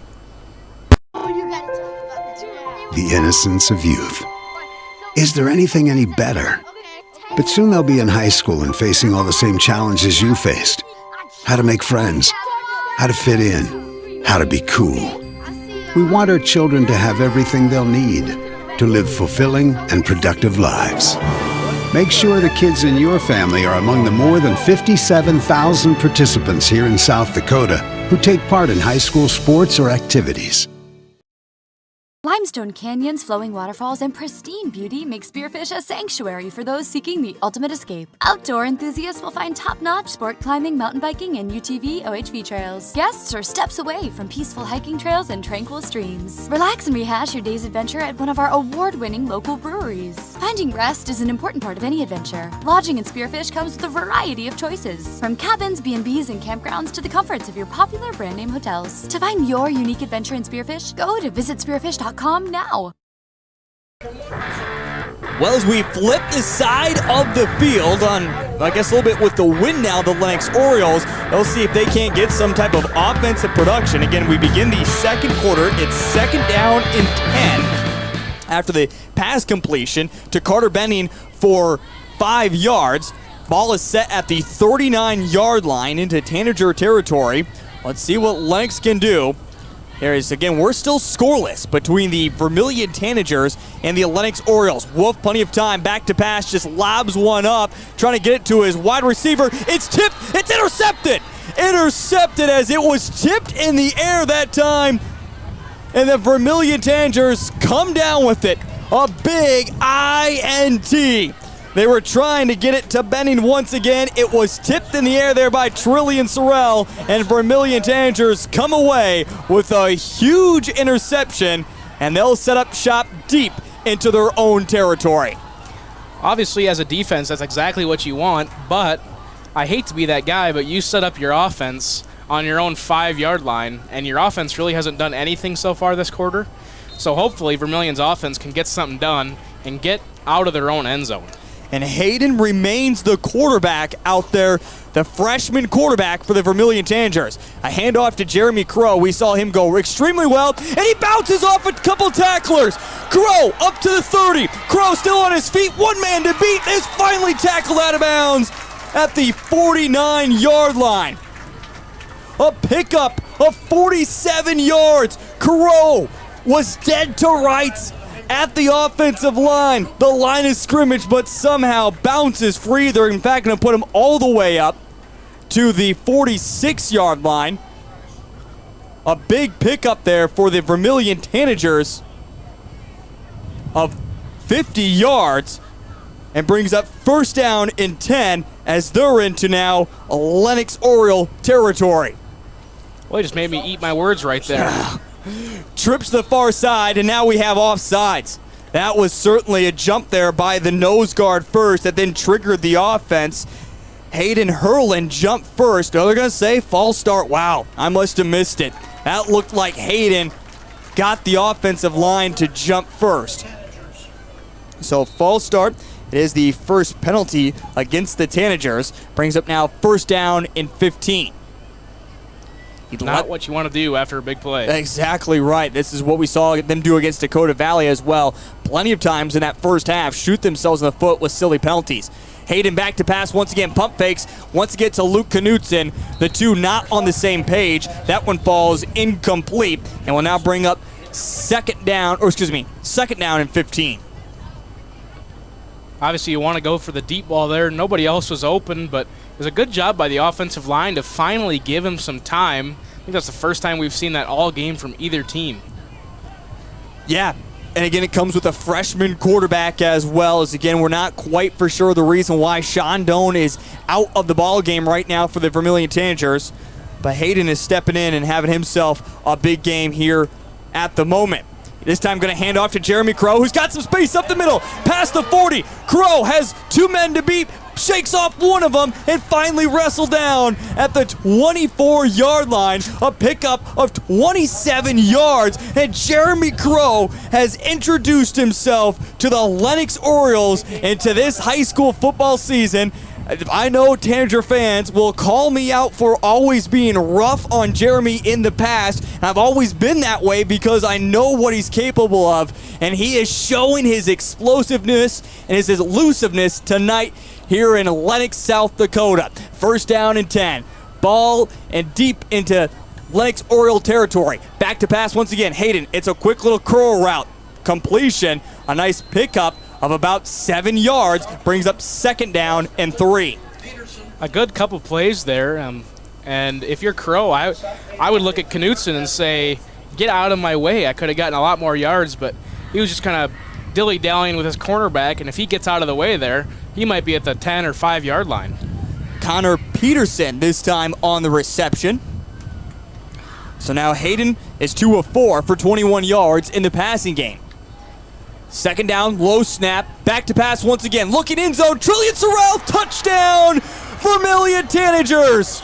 It's the first touchdown of the season. Hayden Christopherson to Trillian Sorrell, and Vermillion strikes first in Lennox, South Dakota. You know, your defense gets a big interception in your own end zone, or in your own end, deep in your own end, and this is exactly how you want to respond early in this second quarter. Go down all the way about 95 yards and get finally a touchdown. So now on to attempt the extra point. Again, usually we see Luke Knutson, but this time it's going to be the big man, Raleigh French, who comes on. French, this one low, and just kept on spinning over to the right. It's no good, but Vermillion with 10:29 here in the second quarter takes the ball 96 yards and comes up with the first score. They lead it 6-0 over the Lennox Orioles. We're step aside. We're back in 60 seconds here on Live Ticket TV. Agriculture is like no other business, which makes Farm Credit Services of America like no other lender. Owned by the farmers and ranchers we serve, our customers have a voice in how we work, a stake in what we do, and share in our success. Discover a lender that works for you at Farm Credit Services of America. This is what matters. This is beyond X's and O's. This is the difference mutual respect makes. This is what character looks like. This is what defines us in South Dakota. This is sportsmanship. School sports, it's not the outcome that matters most, but the way the games are played. This message presented by the South Dakota High School Activities Association and the South Dakota Interscholastic Athletic Administrators Association. Well, we've seen the youngsters step up here tonight. That's what it was going to take, and we have seen a great performance so far from the Vermillion Tanagers as they now lead it 6-0 over the Lennox Orioles. A good return here up to the 40 and is finally out of bounds. As in there on the call, a couple officials marked that one out about the 37-yard line or so. A good return from the man that time of Tegan Muser. Had some space on the near sideline, but again was eventually ushered out of bounds. But we'll set up now first down and 10 for the Lennox Orioles, as after they let the Vermillion Tanagers march 96 yards down the football field, including a couple big run plays from Jeremy Crow, Vermillion now leads it 6-0 with 10:22 here in the first quarter. Well, Braden Wolf, what can you do, young man? Right now, he's just 1 of 4 in the passing game for 5 yards. It's a quarterback keeper this time with the option play, but just wants to do it himself. Gets up to about the 45-yard line, a pickup of 8 yards, and bring up second down and 2. If you're Lennox, you almost need to score on this drive, or else you give Vermillion's offense a lot more momentum after scoring and your defense gets a stop. It's almost a lot easier to score, you feel like. So for Lennox, your most important priority here is scoring on this drive, whether it's a touchdown or a field goal, just anything. 9:47, second quarter. Vermillion leads it 6-0 over the Lennox Orioles. Wolf this time is going to hand it off to Ashton. Ashton has himself a first down, then's being pulled backwards. It's a pickup of 5 yards for Ashton Bach there. And again, first down and 10 for the Lennox Orioles. And then for Vermillion's defense, your first priority is getting a stop. So you've gotten a lot of stops so far this game. Lennox hasn't been able to do very much offensively. Getting a little bit of a drive here together, so really just anchor down and stop all yardage. Right there at the halfway point. 50-yard line. The Lennox Orioles in their black jerseys, white pants. Wolf in shotgun formation at the 45, Bach behind him at the 41, and going on 2 this time, offsides. It's a 5-yard penalty against the Vermillion Tanagers. Will bring up first down and 5. It's almost like a broken record at this point. Vermillion gets something going and shoot themselves in the foot with silly penalties there. And that is also a couple climbers coming up Monday in practice. And you know what you've done. First down and 5. Wolf again on the option play, trying to bounce it out to the numbers, has some space. Hesitated, trying to cut back there, kind of just went to the ground. And no, another penalty flag before a first down. It is going to be against the Lennox Orioles. So they'll put themselves back after Vermillion gifted them 5 yards.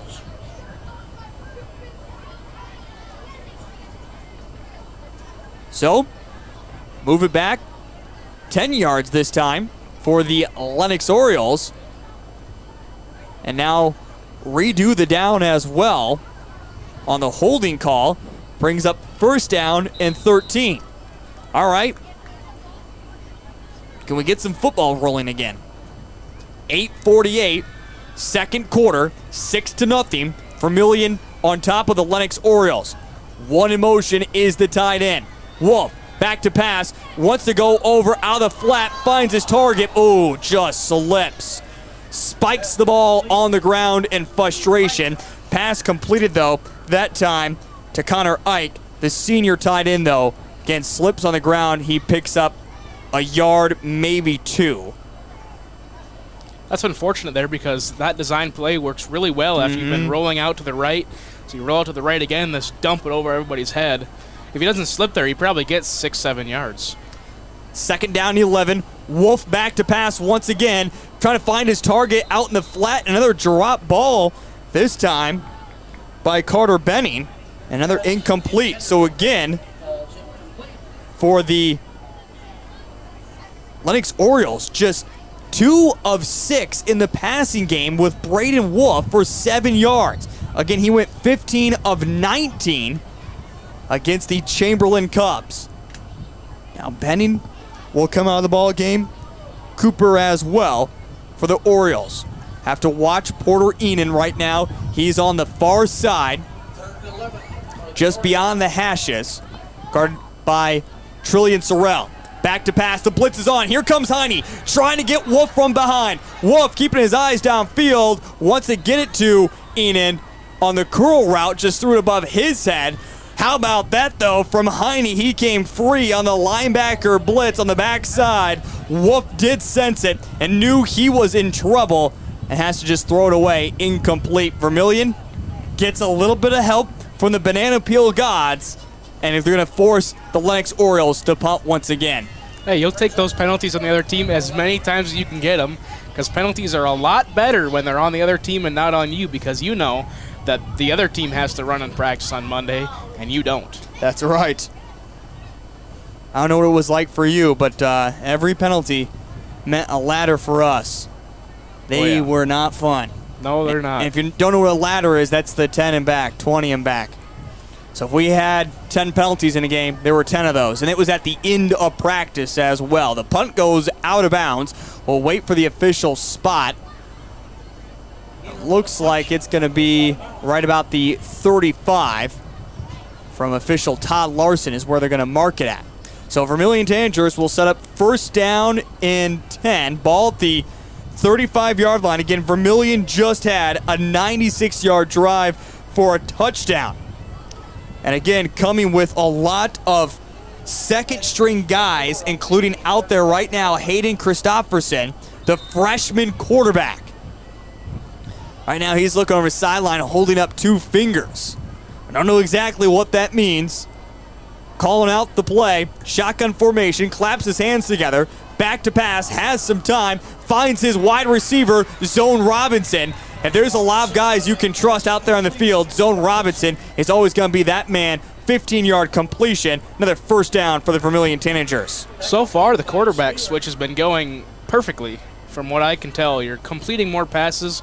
you're actually getting something going on offense. And after your good stop by the defense, let's see if Vermillion can keep up this momentum. And you have to be worried as well if you're Ty Hertz watching this, known as the senior quarterback. Your spot is definitely not guaranteed the way Vermillion is moving the football right now. A handoff to Jeremy Crow. I like what Hayden was able to do that time. Tried to hold it as late as he could. Crow was running with the head of steam, but picks up about 3 yards. Crow, 9 carries tonight for 112 yards. Yet to get a touchdown. Shake the dice. You hope you can see that yet from him tonight. 2nd down and 7. Ball at the 47-yard line. 7 minutes exactly remaining here in this first half. Christopherson, shotgun formation. Claps his hands together. Back to pass. And this one goes through the fingertips of his intended target there at that time. Connor Rohrig falls incomplete. And now bring up 3rd down and 7.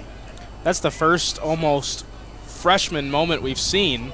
Just that little bit of an overthrow. Could be really dangerous if you've got that safety playing up high behind the route, but luckily he wasn't there, so it just falls incomplete.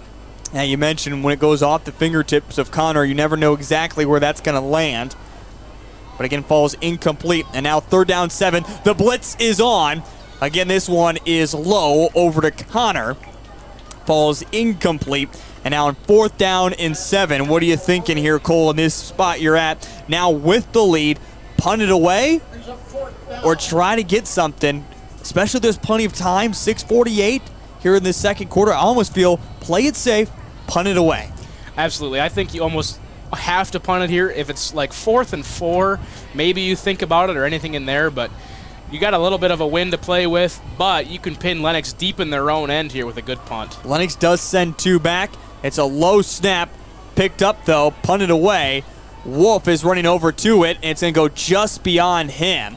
And Wolf just lets it kind of stop there. And it will be as we reset the camera. It's a little tight up here in this broadcast booth. It's not as flexible as the Dakota Dome. No, not quite. But we kind of get a little spoiled with the Dakota Dome. We do. And as much space we have up there. We do. I have been, I don't know what kind of situations you've been in, but at least in my broadcasting career, we have called the game from the back of a pickup truck. So, haven't quite done that, but in Salem for one game, it was actually our bye week in football. So me and one of my teammates went up to Salem and we called a game, and it was us on one side and the Mitchell Daily Republic on the other in the same booth. So it was probably another half as wide as this, but still, that was plenty tight. But about 2 or 3 more extra feet that kind of separates you. Yeah, that's never fun. Yeah. That kind of reminds me of my time up in Douglas, South Dakota. Not another broadcast, but we had now head coach Brady Muth, and there was barely a wall that separated us. And if you don't know head coach Brady Muth, he is passionate about his football. He's passionate about his team. And when things don't go right, he's not afraid to let things fly and say a few choice words that are said on audible volume that might have been picked up a couple times in the radio. But nonetheless, Vermillion got the win there in Douglas, and he calmed down after a while. So 1st down and 10 after the officials' timeout for a water break. 6:36 here in the second quarter.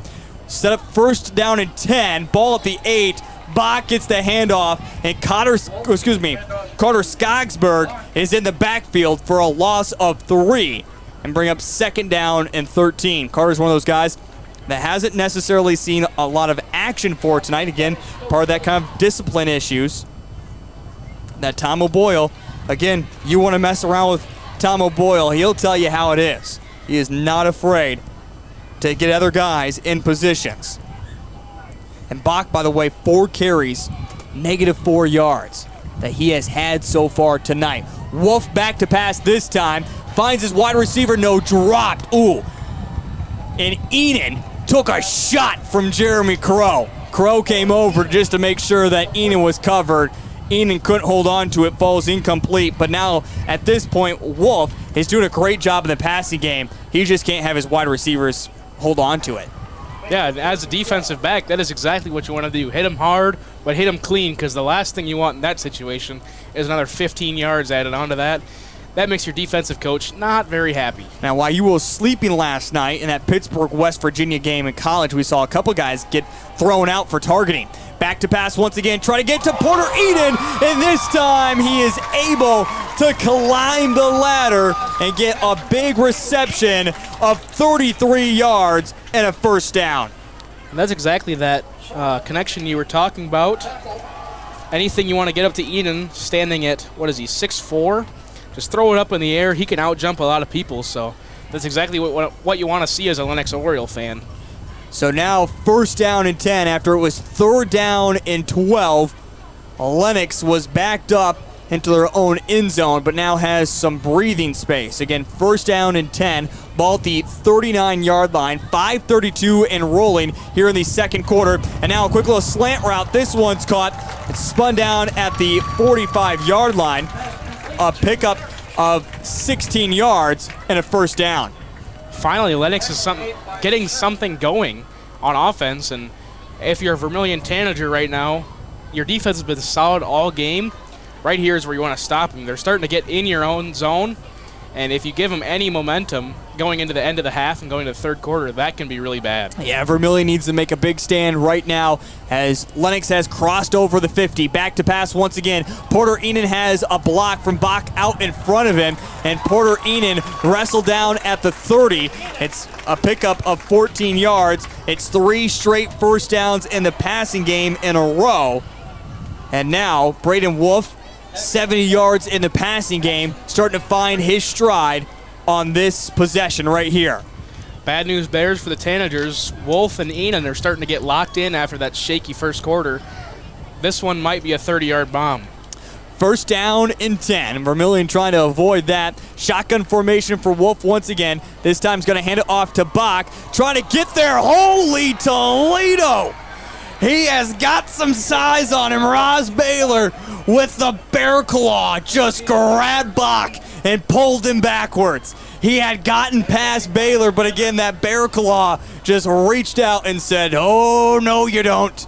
You're not going anywhere." Threw him backwards, a loss of 2 yards, and brings up 2nd down and 12. I tried that many times, and it didn't work nearly as well as it did. And again, Roz has a messed up thumb right now, so he can't even use his left hand at the moment.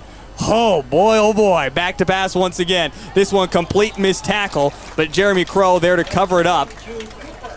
It's a pickup of 7 yards. And bring up now about 3rd down and 5. Good job for Lennox here getting it to 3rd down and manageable. Obviously, an incomplete pass there is about worst case scenario, obviously barring a pick 6 or fumble or something like that. But 3rd and 5 is pretty manageable for this Lennox Orioles offense, and let's see what they can do. 3:32 and rolling here in the first half. Coming up at halftime, we do have a special interview. We'll have more details on that coming up here in just a moment. Handoff to Bach. Oh, no, he gets loose, but then fumbles it. Fumbled, ball is on the ground. Hot potato, who comes up with it? I don't think there's been an official signal yet.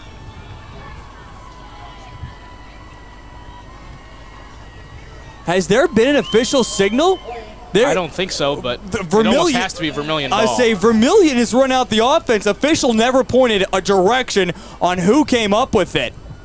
And now we'll set up, I guess, fumble by Bach, recovered by the Tanagers. Number 70 for Vermillion. Recovered that one. Once again, Baylor making himself a big name here in this ball game. So Vermillion will set up now 1st down and 10. Ball at the 28-yard line.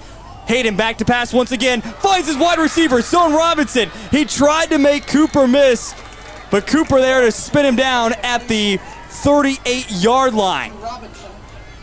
A pickup of 30 yards and another 1st down for the Vermillion Tanagers. Exactly what you want for Vermillion. Your defense gets you another big stop, and you start getting on this big drive. See if they can get a score in before the second half or before the second quarter ends. So 1st down and 10. Ball at the 38-yard line, 2:55. Hayden Christopherson taking over as quarterback. He's a freshman? You have me fooled. Back to pass once again. This time, no one blocks on the backside. He goes down in a heap. A loss of about 6 yards brings up second down and 16. Obviously not what you want there for Vermillion, but really good defensive play, Her and the girls were of getting that sweep last night over South Sioux City. Wolf back to pass, decides to keep it himself, scrambles all the way over to the far sideline, out of bounds right around the 36 or so. Pickup of 8 yards from Wolf and bring up third down and 2. Good awareness there to get out of the pocket and realize that it was wide open and get an easy 8 yards. I'm looking forward to hearing from Amy Nelson again. She's been a great coach to catch up with. And again, if you missed the game last night, one heck of a performance in a couple matches that went into some extra points. Vermillion again was able to get that sweep, including the third set, 29-27. Well, Cole, I know you're up here cheering for your home team right now, as I don't know what you're cheering too much about. It seems like they've had that game well in hand for some time. But in Class 11A, one game that has gone final tonight, Tri-Valley, a Class 11B team, beat Custer 43-0. In other action right before halftime, number 1 West Central leads it over Sioux Falls Christian 7-3. Number 5 Madison all over Millbank 27-0. Also number 4 Dakota Valley all over Chamberlain at 34-0.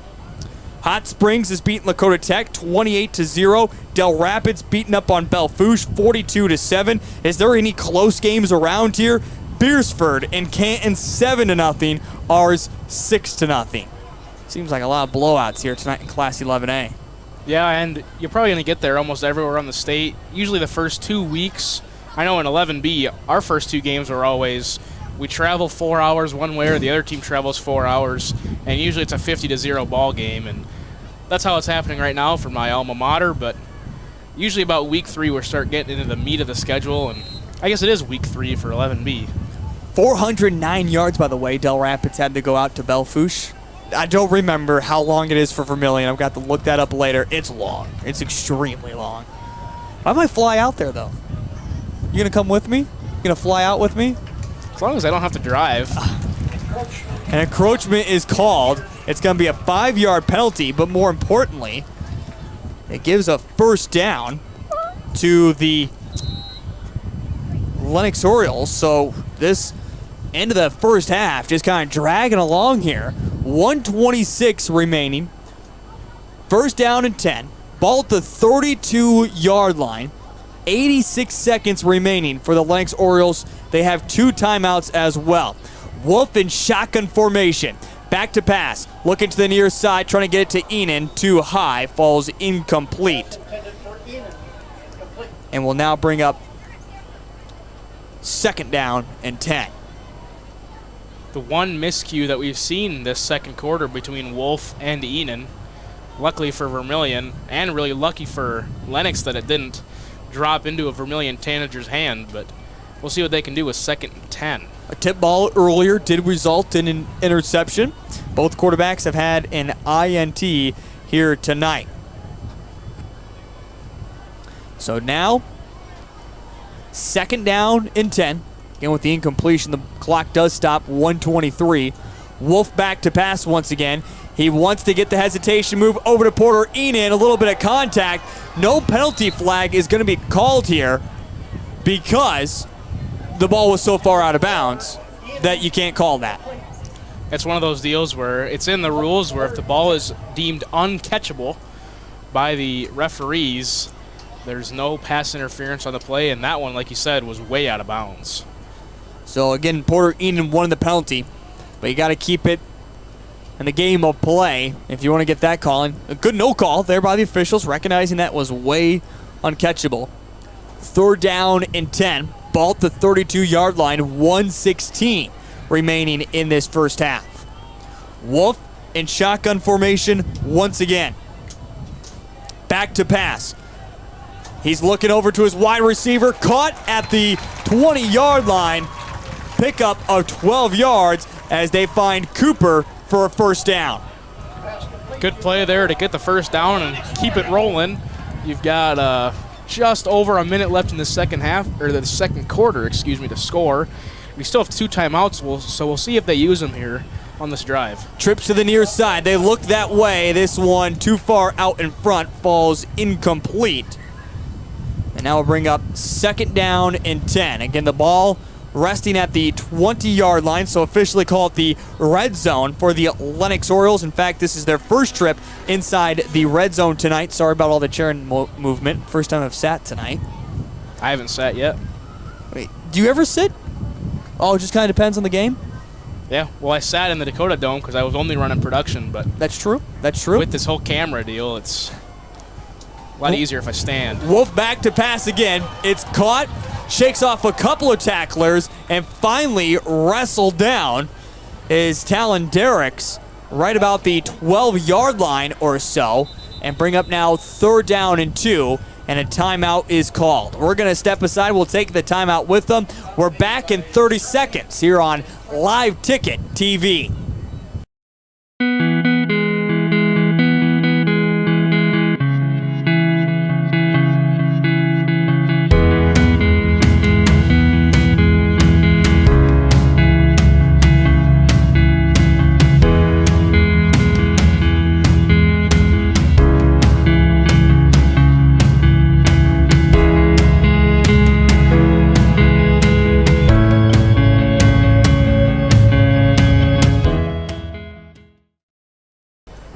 Well, after throwing the ball just 4 times in the first quarter, that's all Lennox has won to do here in this second quarter. Welcome back to Lennox, South Dakota for Class 11A football action with just a few seconds remaining here in this first half. Vermillion leads it 6-0, but going back to what I was just talking about, 15 passes that we have seen from Braden Wolf just alone in this second quarter. And on 3rd down and 2 after the timeout, shotgun formation once again for Wolf. And he's back to pass. He's looking end zone, but now just tries to get it out to his wide receiver in front. Cooper is going to catch it. He's spun down. It's a completion of 6 yards or so. The clock will stop to reset the chains, which it should be rolling now. My goodness, it's not going. They don't have to set the change. They just have to set the first down marker, and the clock is not rolling here. Not quite for sure. The Rich Erickson, the head official, now comes in, blew the ball dead. But everything was set and rolling and needed to be going. And it looks like now they're going to be pointing up to the clock.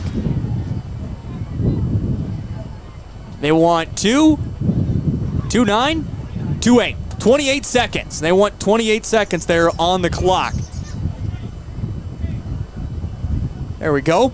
That's corrected. And we're ready to go once again. So 1st down and goal here. Ball at the 7-yard line. Lennox trying to punch it in. Shotgun formation for Braden Wolf. Has to wait for the officials go. We get it. Wolf claps his hands together. Back to pass. He's looking end zone. Scrambles out. Has some space on the far sideline. And he's in for a touchdown. Braden Wolf does it with his feet. And we are tied with 19 seconds remaining here in this first half. A couple of good plays in a row for Wolf. Recognized on the play before that nobody was open and just took the little dump pass ran out for 8 yards, and then on that one, recognized again nobody was open, but the right side running lane was open, so we just took it. So now on to kick the extra point is Ethan Eli, and a chance to give Lennox the lead. The PAT is up, and this one is good, and with 19 seconds remaining in the first half, it's the Lennox Orioles 7, Vermillion 6. We're back in 60 seconds here on Live Ticket TV.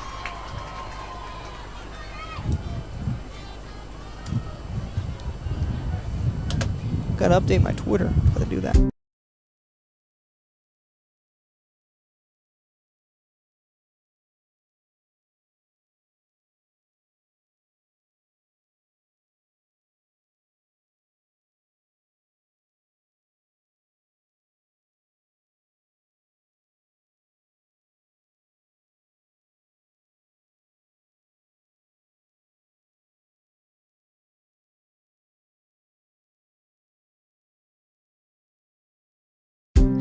Farmers know crop insurance is essential for managing risk. It's also valuable for maximizing revenue. The crop insurance officers at Farm Credit Services of America have proprietary tools and expertise to deliver the personalized crop and revenue protection you need for the peace of mind you want. Nobody delivers crop insurance like this. Discover the difference by calling 800-884-FARM. Agriculture works here. We come right back to Ethan Eli. Oh, two first names they give me every single time. A pooch kick. This one rolls and is covered up by the Tanagers at the 37-yard line.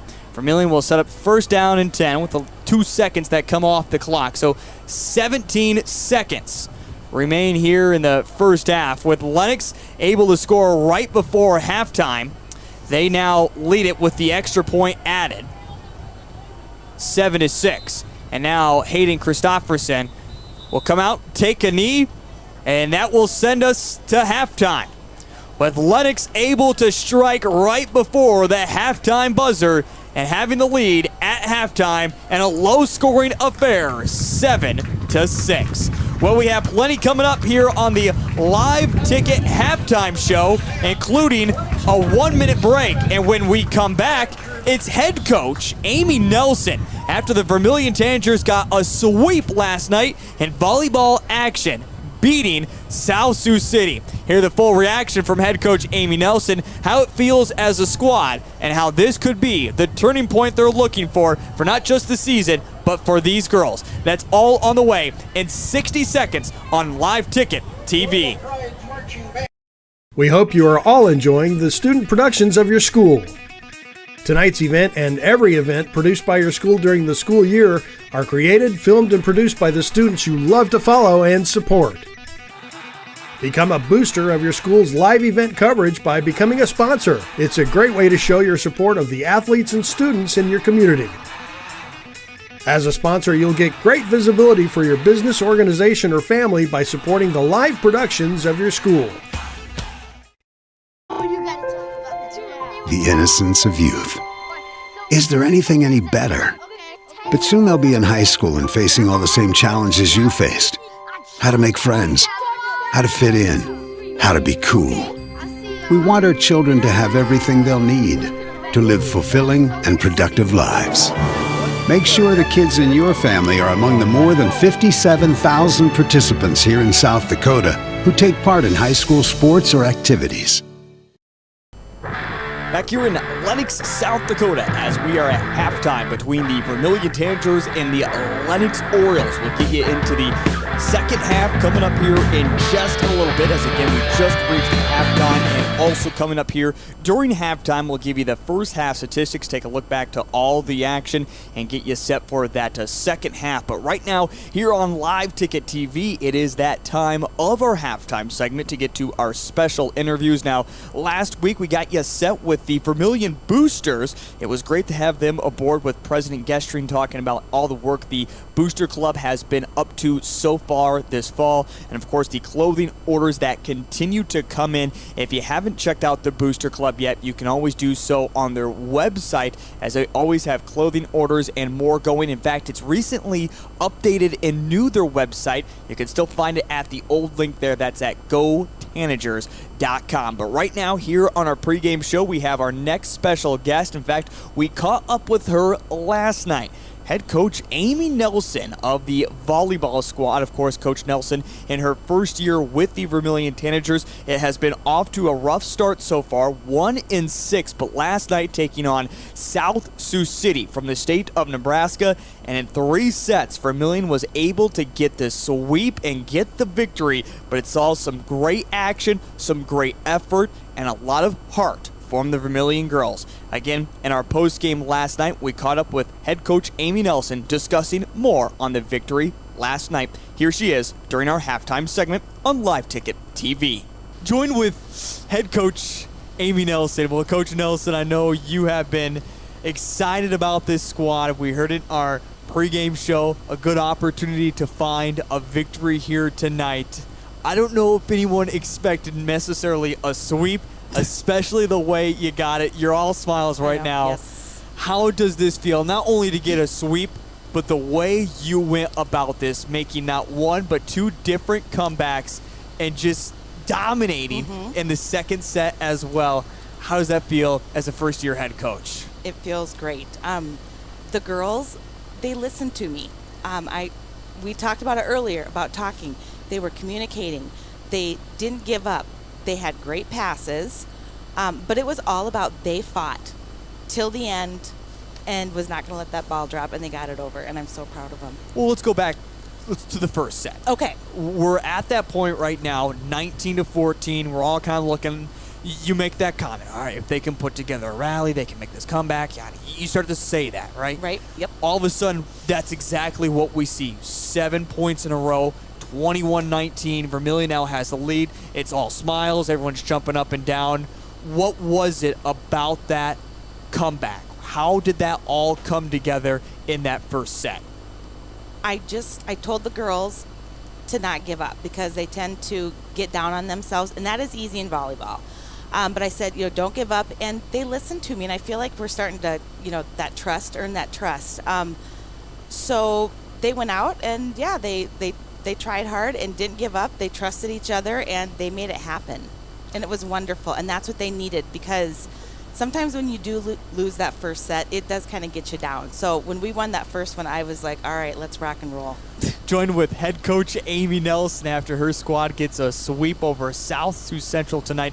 All right, you get to that point that it looks like, okay, you might win the first set, but all of a sudden we're going back and forth. You have to win by 2, but the momentum stayed with you the entire time.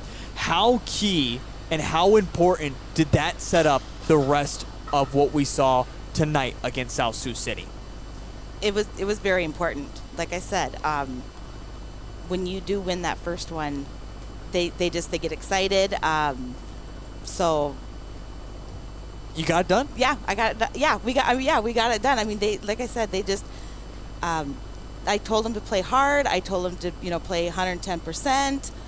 They did. If they did something wrong, and they would look at me, I would tell them, shake it off, or next time do this, or and they listen to me, and that's great. And that also too comes with communication with the coach. What happened in set number 2?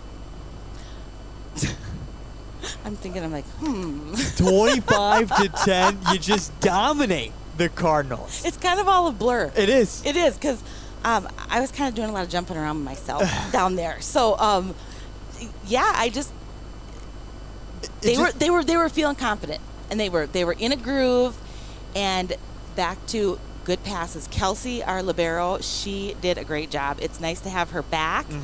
But yeah, good passes, which then go to the setter, and it just sets it up nicely, and I just stand back and I'm just like pound it. And that's exactly what you did. You got a lot of great looks. Brock, at one point we were talking about Brooklyn Voss. We wish we could get a radar gun on how hard she was hitting the ball. She is awesome, and she's also good with looking at their side of the court as to where the holes are at, and she'll tip it over. Her and Claire, the setter, their communication, I tell you what, is amazing, and I love it. It gives me goosebumps. It was a great second set. Third set, though, a dogfight once again. I mean, at one point, it's back and forth. You go down by 5, 21-16. There again, you thought it was going to be, all right, fourth set, we're going to have to battle back. Yes. And then they get the winning point. 25-23. Everything is over with. That's all there is to it. Then all of a sudden, the official says, nope, there's a violation. Point goes back. What happened to all the confusion? I don't know, but I'll take it. I'm serious. And the girls even said, too, because I was like, I was going to go in with the huddle saying, girls, it's fine. We're going to do this. I wanted to make sure that they weren't getting bad attitudes, feeling down. And I kept seeing ref 1, and I'm thinking, what? And I should know. I'm sorry, but I don't. And the girls on the bench said, why did we get that point? I said, I don't know, but we're going to take it. And so, yeah, I'm like, we'll take it. That was pretty awesome. All of a sudden, when we find ourselves again 25-23, it's over with. That we get that correction, 24-24. Yes. How much more life did that give? And then what were the following steps of making sure momentum always stayed on your side? You always had the winning point in hand. Well, I made sure I was talking, and I felt like when I was talking down there and telling him to, okay, here we go, we're gonna talk, we're moving, it's like they would start going, and it was all about, they didn't give up. They absolutely did not give up. They were digging the balls out of the net. I'm just really proud of them. When you look at teams that have success throughout the season, or maybe even kind of an attitude and a change in the way they play, you always have to draw back to one moment. Maybe it was something that happened in practice. Maybe it was a game that happened. Do you think maybe this can be that defining change for your squad? The way they played tonight, is this? Yes. And the girls, when the smiles on their face, and we went in the locker room. I mean, did you even have a conversation? They were right back out here, it seemed like. Yeah, because it was just like, it's like that. I said, that feels good, doesn't it? And they were like, yes. And I said, you do what you did tonight, and you will win games. And I have never seen those girls so chatty before. And I loved it. It's like, keep going. So I'm proud of them. You got Bonhomme, a team that's had its ups and downs throughout the past few years. You have Tri-Valley, a team that has certainly been on the downside for past couple of years. Okay.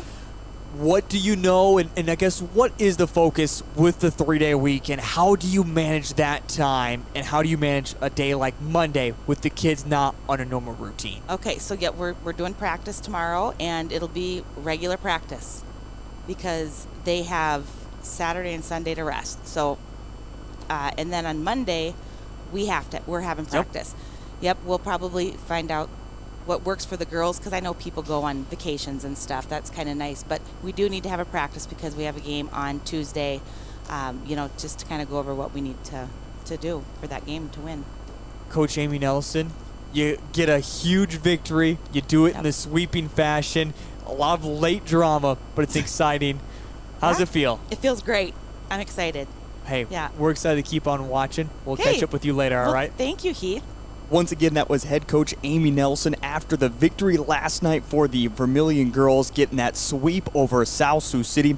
As we mentioned, intense matches, including going to some extra play in that first and third set, but again, getting the sweep over the South Sioux City Cardinals. It was great to see that victory last night, not just for head coach Amy Nelson, but also those girls as well. As again, they have such a great fighting spirit. A lot of those girls have excelled in other sports, and just great to see that win last night. Once again, this is the halftime show here in Lennox, South Dakota, right now between Vermillion and Lennox in high school football at the Class 11A level on Live Ticket TV. I'm Heath Nimke. We're going to step aside for our second time out here at halftime, and when we come back, I'm rejoined with my broadcast partner, Cole Larsch. We'll talk about the first half, recap statistics, and more. That is all on the way next on Live Ticket TV.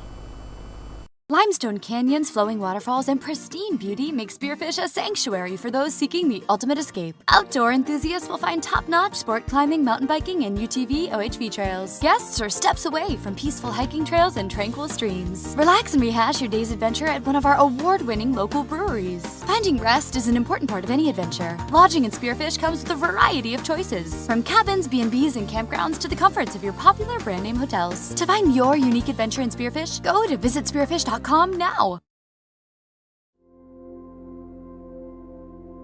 Agriculture is like no other business, which makes Farm Credit Services of America like no other lender.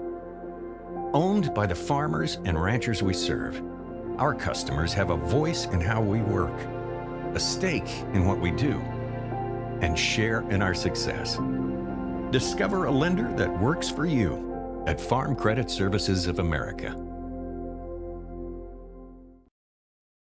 This is what matters. This is beyond X's and O's. This is the difference mutual respect makes. This is what character looks like. This is what defines us in South Dakota. This is sportsmanship. School sports, it's not the outcome that matters most, but the way the games are played. This message presented by the South Dakota High School Activities Association and the South Dakota Interscholastic Athletic Administrators Association.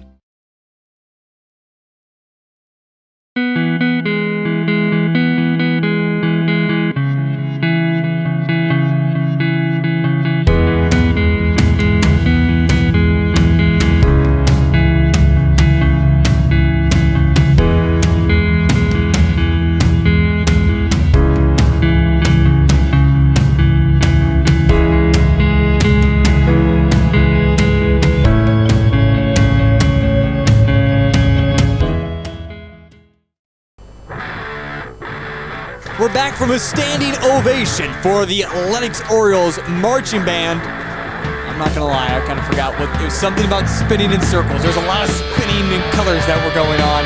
Don't remember the exact name, as we were listening a little bit to head coach Amy Nelson, as we were joined with her just a moment ago at halftime, talking about that great performance. Again, the Vermillion girls got a sweep last night over South Sioux City. It was great to see that happen, and just some exciting volleyball as well. But back here in Lennox, South Dakota, as we are at halftime right now, it's currently the Lennox Orioles on a Braden Wolf 7-yard touchdown run with 19 seconds remaining in the first half. That got them the lead with the extra point added on. Again, they lead 7-6. And while we have a chance, let's recap the first half statistics, where we saw a bunch of passing in that second quarter from the Lennox Orioles. In fact, we saw them pass for 15 different times in the second quarter. In total, 9 of 20 in the passing game. Braden Wolf is for 103 yards and an interception in there as well. In the rushing game, Wolf also leads in that category, 7 carries for 32 yards and the lone touchdown. Ashton Bach has carried it 5 times for a loss of 6 yards, so a total of just 28 rushing yards for the Lennox Orioles in that first half.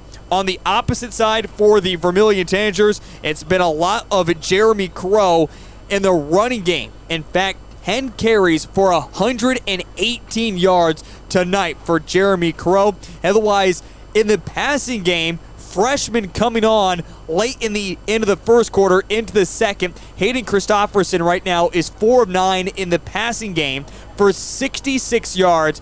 In there, a touchdown and an interception as well. Again, not quite for sure why Sean Doan was replaced at halftime, or I should say back in the first quarter, but have not heard any update on him at halftime either. And we'll see if we don't maybe see him in the second quarter, or excuse me, the second half. But for him, he went 3 of 5 in the passing game for just 11 yards. But kind of surprising.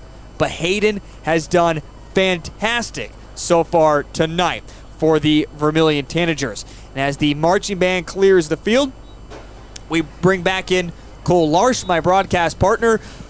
Cole, what has been the biggest surprise that you've seen so far in this first half for both Lennox and Vermillion? I'd say the biggest surprise would be both the offenses just not really doing a whole lot in the game. Obviously, both teams have a scoring drive, but that was just their one good drive they pieced together. Neither team has really done anything. Obviously, you got a whole bunch of yards, but just some penalties in there kind of backed them up, and some bad decisions on some plays kind of backed them up too. But it's really been a story of the defense so far, and with Vermillion coming in, we knew they had the capability of holding Lennox's offense, but between the targets of Wolf to Enan was really down in the first quarter, and they had no connection. But then finally in that second quarter, they started getting going. And Vermillion finally got a good offensive drive this season. They just couldn't quite capitalize on it more than once in that first half. Well, they trail right now at halftime as well. Lennox Orioles lead it over the Vermillion Tanagers 7-6. Cole, as we prepare for the second half for the Vermillion Tanagers, what do they need to make now a comeback, as they trail by 1, but to get the lead, hold on to it, and find themselves a victory for the second time in a row here in Lennox, South Dakota? Well, a good offensive drive is what they really need, but they've been playing some decent offense here and there, but it's just been penalties that have killed their drives. So if they can limit the penalties like false starts and holdings and blocking the backs and stuff like that, they can get stuff going, because their defense has been playing superb so far, other than obviously one scoring drive. But you're not going to hold a team like Lennox down to 0 every game. So it's just their offense needs to get something going and get their momentum back. We'll be back in 60 seconds with the second half. That's on the way here on Live Ticket TV. Farmers know crop insurance is essential for managing risk. It's also valuable for maximizing revenue. The crop insurance officers at Farm Credit Services of America have proprietary tools and expertise to deliver the personalized crop and revenue protection you need. for the peace of mind you want. Nobody delivers crop insurance like this. Discover the difference by calling 800-884-FARM. Agriculture works here. We hope you are all enjoying the student productions of your school. Tonight's event and every event produced by your school during the school year are created, filmed, and produced by the students you love to follow and support. Become a booster of your school's live event coverage by becoming a sponsor. It's a great way to show your support of the athletes and students in your community. As a sponsor, you'll get great visibility for your business, organization, or family by supporting the live productions of your school.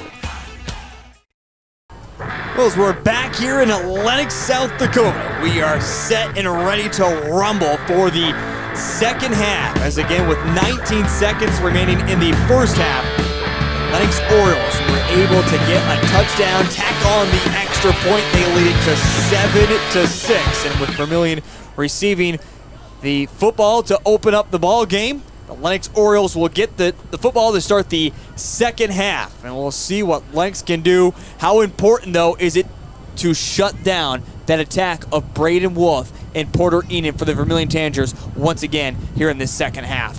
Well, it's really important because if they don't, they run the pretty heavy risk of letting Lennox go down and score right away on their first possession. But they did a really good job of it in the first probably 1.5 quarters. Then late in that second quarter, they started getting something going.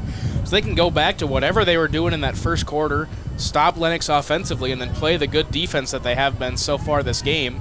I think Vermillion's got a good chance. 7-6. Vermillion takes the field. Again, thanks for tuning in here on Live Ticket TV. I'm Heath Nimke along with Cole Larsch. Yes, that's right. My new home for Vermillion Athletics is Live Ticket TV. Have joined the crew with Live Ticket TV and 605 Sports just a few weeks ago, in fact. Got my final chances to call Vermillion Legion Baseball state title that they won, and then made the transition over to this new team. So, again, if you're looking for me over on ESPN Radio and even on Classic Hits 106.3, no longer with the radio station anymore. Always thank them for their great work and always allow me to be a part of their fun broadcast, but have now made this switch. And don't forget, with Live Ticket TV and Vermillion Athletics, we have you covered for not just football, volleyball, soccer, wrestling, basketball, and plenty more activities coming up in the spring as well. So again, the only team that is covering all of Vermillion Athletics, it's Live Ticket TV and 605 Sports. This one, a boot doesn't go too deep. It's going to take a bounce right at the 30-yard line, and covered up by the Lennox Orioles. Just rushing in the fall on top of it was Lane Cooper.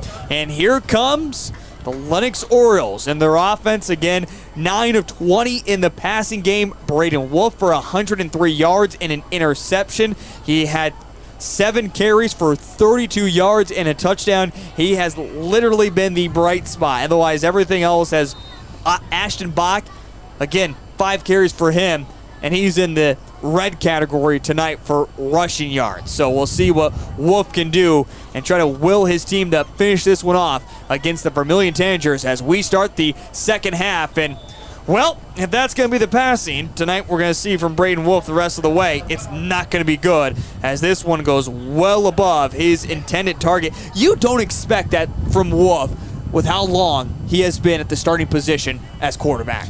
No, obviously you don't expect it and you don't want it, but it's just one of those things where sometimes it happens. And obviously coming right out of the half, maybe you're still a little tight, you haven't quite loosened up from the break, but it's not what you want to see if you're an Orioles fan early in the second half. Ball to 28, second down and 10. One in motion, the tight end. Wolf back to pass once again, pressure at the middle. This one, a dart into the green grass. Incomplete. And now bring up third down and 10. 2 incompletions to start, but that really just shows what Lennox's intentions are here in the second half. They're going to keep passing because they haven't gotten anything going on the run game. Yeah, you mentioned that. Ashton Bach, 5 carries, -6 in that category for him. And this passing game, that's all it seems to be. It's just one after another. Wolf in shotgun formation once again on third down and 10. Vermillion defense trying to hold. Wolf scrambling around, plenty of time. Want to try and make something happen. Keeps his eyes downfield, tries to find his intended target, and they call it a catch A catch close to the first down marker. Where is it going to be placed at? It was caught by Porter Enan right there at the sideline. They're going to mark him just short a completion of 9 yards, bring up 4th down and 1. Good job of Wolf to find Enan open, but a really good job by Enan to come back to that play because Wolf was really scrambling back there in the pocket. He had nobody open. 4th down and 1. Ball at the 37-yard line. Wolf still in shotgun formation. Claps his hands together, but we're going to get a timeout called from Matthew Luce and the Lennox Orioles. Big thank you as well, once again, to head coach Matthew Luce for giving me some time on the pregame show. In fact, I've now caught up with him.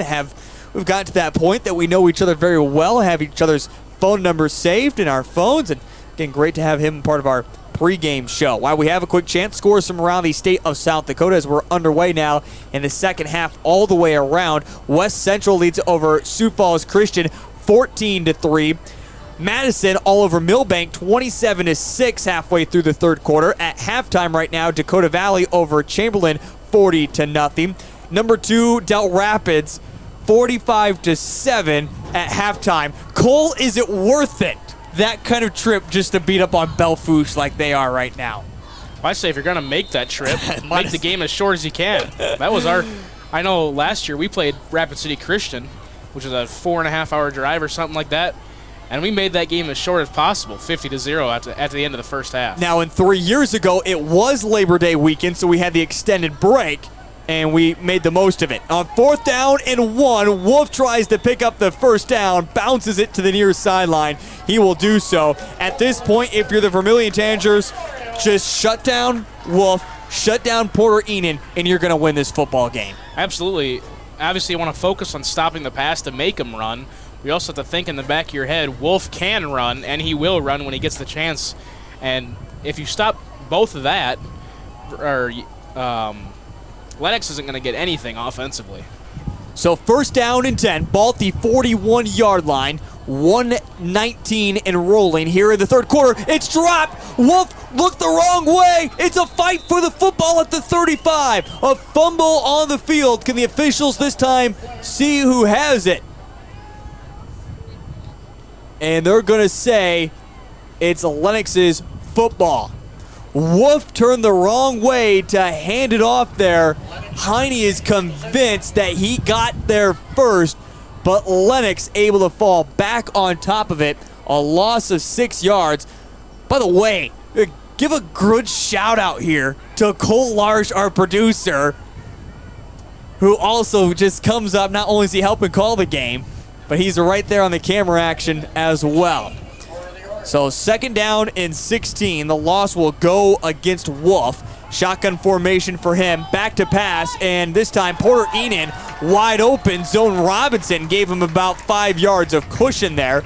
A completion of 7 yards. And bring up now 3rd down and manageable. Like you said, 3rd down and manageable, and that's exactly what you wanted on that 2nd and long play. And kind of replaying that fumble, it's just one of those miscues that you don't want, but it was good for Lennox to get back on the ball.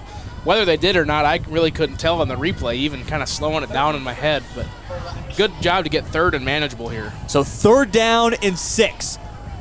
1 in motion. It's a design keeper. Wolf lost it again. He lost it again.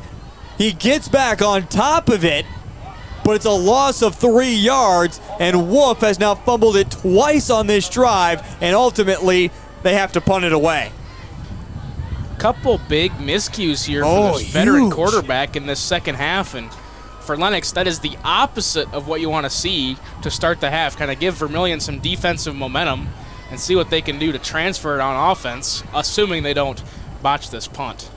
Well, I got to tell you a story. I showed you this a moment ago, Cole, but I think our listeners would find this kind of funny. A punt, I don't know if it was a piece got there or not, coming in and getting close that time. Were the Vermillion Tanagers, I don't think Heine quite got to it, but it was a bad punt that drifts out about the 41-yard line.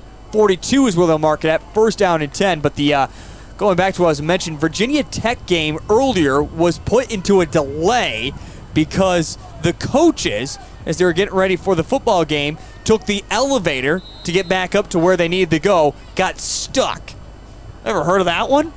No, I haven't, but that's why I hate elevators. That's one of my biggest fears is getting stuck in an elevator. Really? I hate them. Shotgun formation, as it's going to be a handoff to Jeremy Crow. Lennox had that one stiffed out easily. A loss of 2 yards as they push Crow backwards and bring up now 2nd down and 12.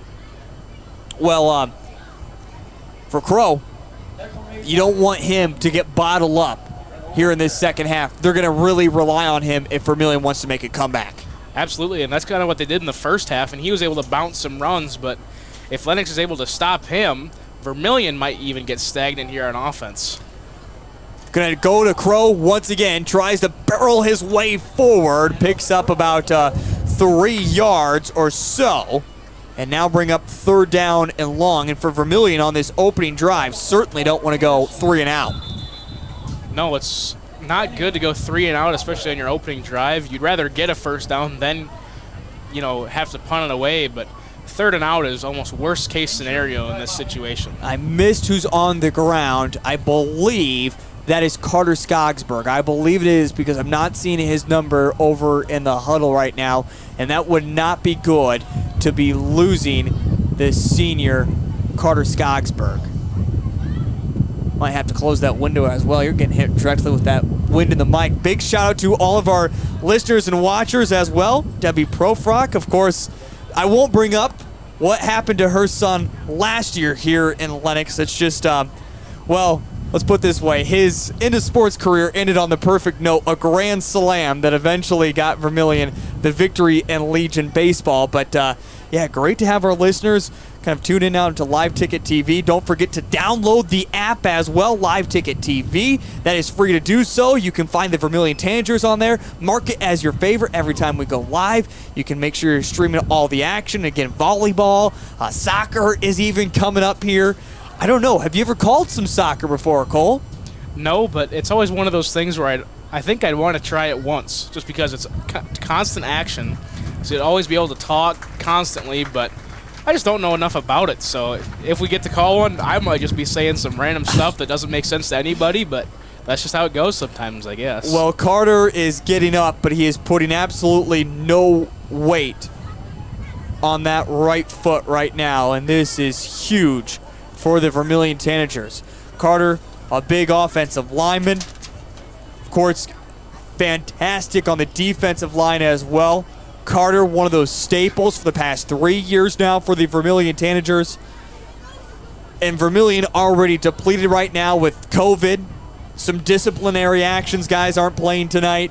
This is just, you hope he's okay. But I don't know if Carter Skogsberg will be able to come back here tonight. Well, on 3rd down and 9, 8:15 remaining here in the 3rd quarter. The freshman Hayden Christofferson is in at quarterback, replacing Sean Doan. Back to pass. This one is batted up in the air, falls incomplete, and it'll bring up 4th down and 9. And by the way, it has been confirmed Sean Doan is not injured. He has just been replaced at the quarterback position. So Hayden, the freshman, getting his chance to play. He has looked decent at times. He is 4 of 10 in the passing game tonight with a touchdown and an interception. It's been one of those things where we were surprised right away, but then he came in and did good. Oh, he's done fantastic. And now he's been kind of showing his freshman moments here, but that's just what happens when you put in a freshman quarterback. Crow punts this one away, picked up by Cooper. He's just going to run it right along the near sideline, gets pushed out of bounds right around the 43-yard line, so we'll set up 1st down and 10 for the Lennox Orioles. Lennox, again, was able to get a touchdown with 19 seconds left in the first half, add the extra point, and that's why they lead it right now 7-6, 7:58 remaining in the 3rd quarter. As they come out, ready for their 2nd drive, where Wolf really couldn't get too much going in the passing game. Right now in the 2nd half, he is 2 for 4, and a bit of movement all the way around. We're going to get a false start. It's now the third penalty of the football game on the Lennox Orioles for 20 yards against them tonight. Looked like one of those things where everybody was moving but the center. I had a couple of those moments playing center. That's just, sometimes that's how it goes, I guess. But that's really, like, worst case scenarios of center is fumbling the snap and not snapping on time. Get two broadcasters up here in the booth, both play center. Look at us go. One of us should have been playing quarterback, right? Definitely not me. And now another penalty flag. Looks like it's going to be another false start against the Lennox Orioles. Now, you had quarterback go right underneath center, right? Almost every play. See, we were the opposite. We were shotgun almost every single play. Yeah, shotgun was kind of scary because once you snap that ball, you have no idea where it goes. But if you go under center, you snap it, if the quarterback's got it, then you don't have to worry. But you'd almost wish to have eyes in the back of your head so you know the snap was good. And just as it's being held here by Hayden Hurlin, he holds it top of the nose. The football is how he snaps it back and just slings that right back. It's supposed to line up perfectly, if you do it correctly, right into the hands of Braden Wolf so he can make a quick pass. That's how I snapped it as well. Pickup of a couple of yards here on the rush play for the Lennox Orioles. All right, enough about centers and how they snap the football. 7:30 here in the third quarter. It's second down and long for the Lennox Orioles after they had two penalties that made it first down and 20. Back to pass, Porter Enan. When do you start to look to somebody else? I think that point was probably in the second quarter. But now that you kind of committed to it and the connection's good, like you said last game in Chamberlain, I don't remember how many yards you said they had, but it was a pretty impressive number, and you can do that, but Vermillion also knows you can do that, so they're keying on him, you're keying on him. Eventually you have to start branching out. I think they should have started that in the second quarter. Yeah, Porter Enan had 176 yards and 4 touchdowns against the Chamberlain Cubs. Wolf is directing traffic downfield, just lobs one up in the air. A lot of fighting. It's tipped and intercepted again. The second interception for the Vermillion Tanagers. Coming up with the interception this time is Connor Peterson, the sophomore defensive back. And now we get an official's timeout. Am I missing a penalty flag? I think this is going to be the Heat timeout for the quarter, the way it's looking. What are we doing for a Heat timeout? It's cooled off quite a bit now. Well, that's one of those rules where, actually, I didn't know this until do they do it throughout? Yes, every quarter. If you do one in the first quarter, you have to do one every quarter. That's just the rules. And the stoppage of play here was a pretty good time for it. So. Yep, that makes sense. But again, Vermillion comes up with now their second interception of the ball game as Peterson comes up with the INT. So I knew that they had the mandatory water breaks in the first couple of weeks due to the heat. Of course, we don't see that in Vermillion playing in the Dome. If you're cramping up, then you're just probably not in the best of shape at the moment. But I didn't know they had to do it throughout because I should probably pull up the National Weather Service. That'll give you a much better result here. But the temperature has certainly dropped when it comes to what it feels like outside. Much different than when it started. It was really warm before the game. And if my internet decides to load, this says at about an hour ago it was 77 degrees. I would bet it's more closer to 70 right now outside. 70 with a cool breeze coming right through the broadcast booth. Feels pretty nice. Except for the wind has knocked a couple things around so far tonight. That was not so nice. First down and 10. After the interception, Vermillion trying to get back the lead. There is a penalty flag as Jeremy Crow gets bottled up right up there in the middle. A loss of 3 yards. It's going to be, though, an illegal shift against the Vermillion Tanagers. Coach Matthew Luce says, no, we're just going to decline it, and it will bring up now second down, right? I believe that's what he motioned. And I doubt myself because I look up at the scoreboard and I go, oh, maybe not. But again, a pickup or a loss of 2 yards brings up second down and 12. think that was the right call to decline that penalty. I do too. It's either 1st and 15 or 2nd and 12, so I'd take the 2nd and 12 every time. Hayden shotgun formation once again. Another man in motion. This is going to be the option play, trying to string it out. Oh, and this one has to be a penalty flag. We're not going to get it. Hayden took a huge shot there, and it was well after he had pitched it out. Cody Peterson came in, laid the hit, made some contact with the helmet as well. A pickup of 8 yards on the rush for Jeremy Crow. No penalty flag. I'm utterly shocked about that one. There's a football play, no doubt about it.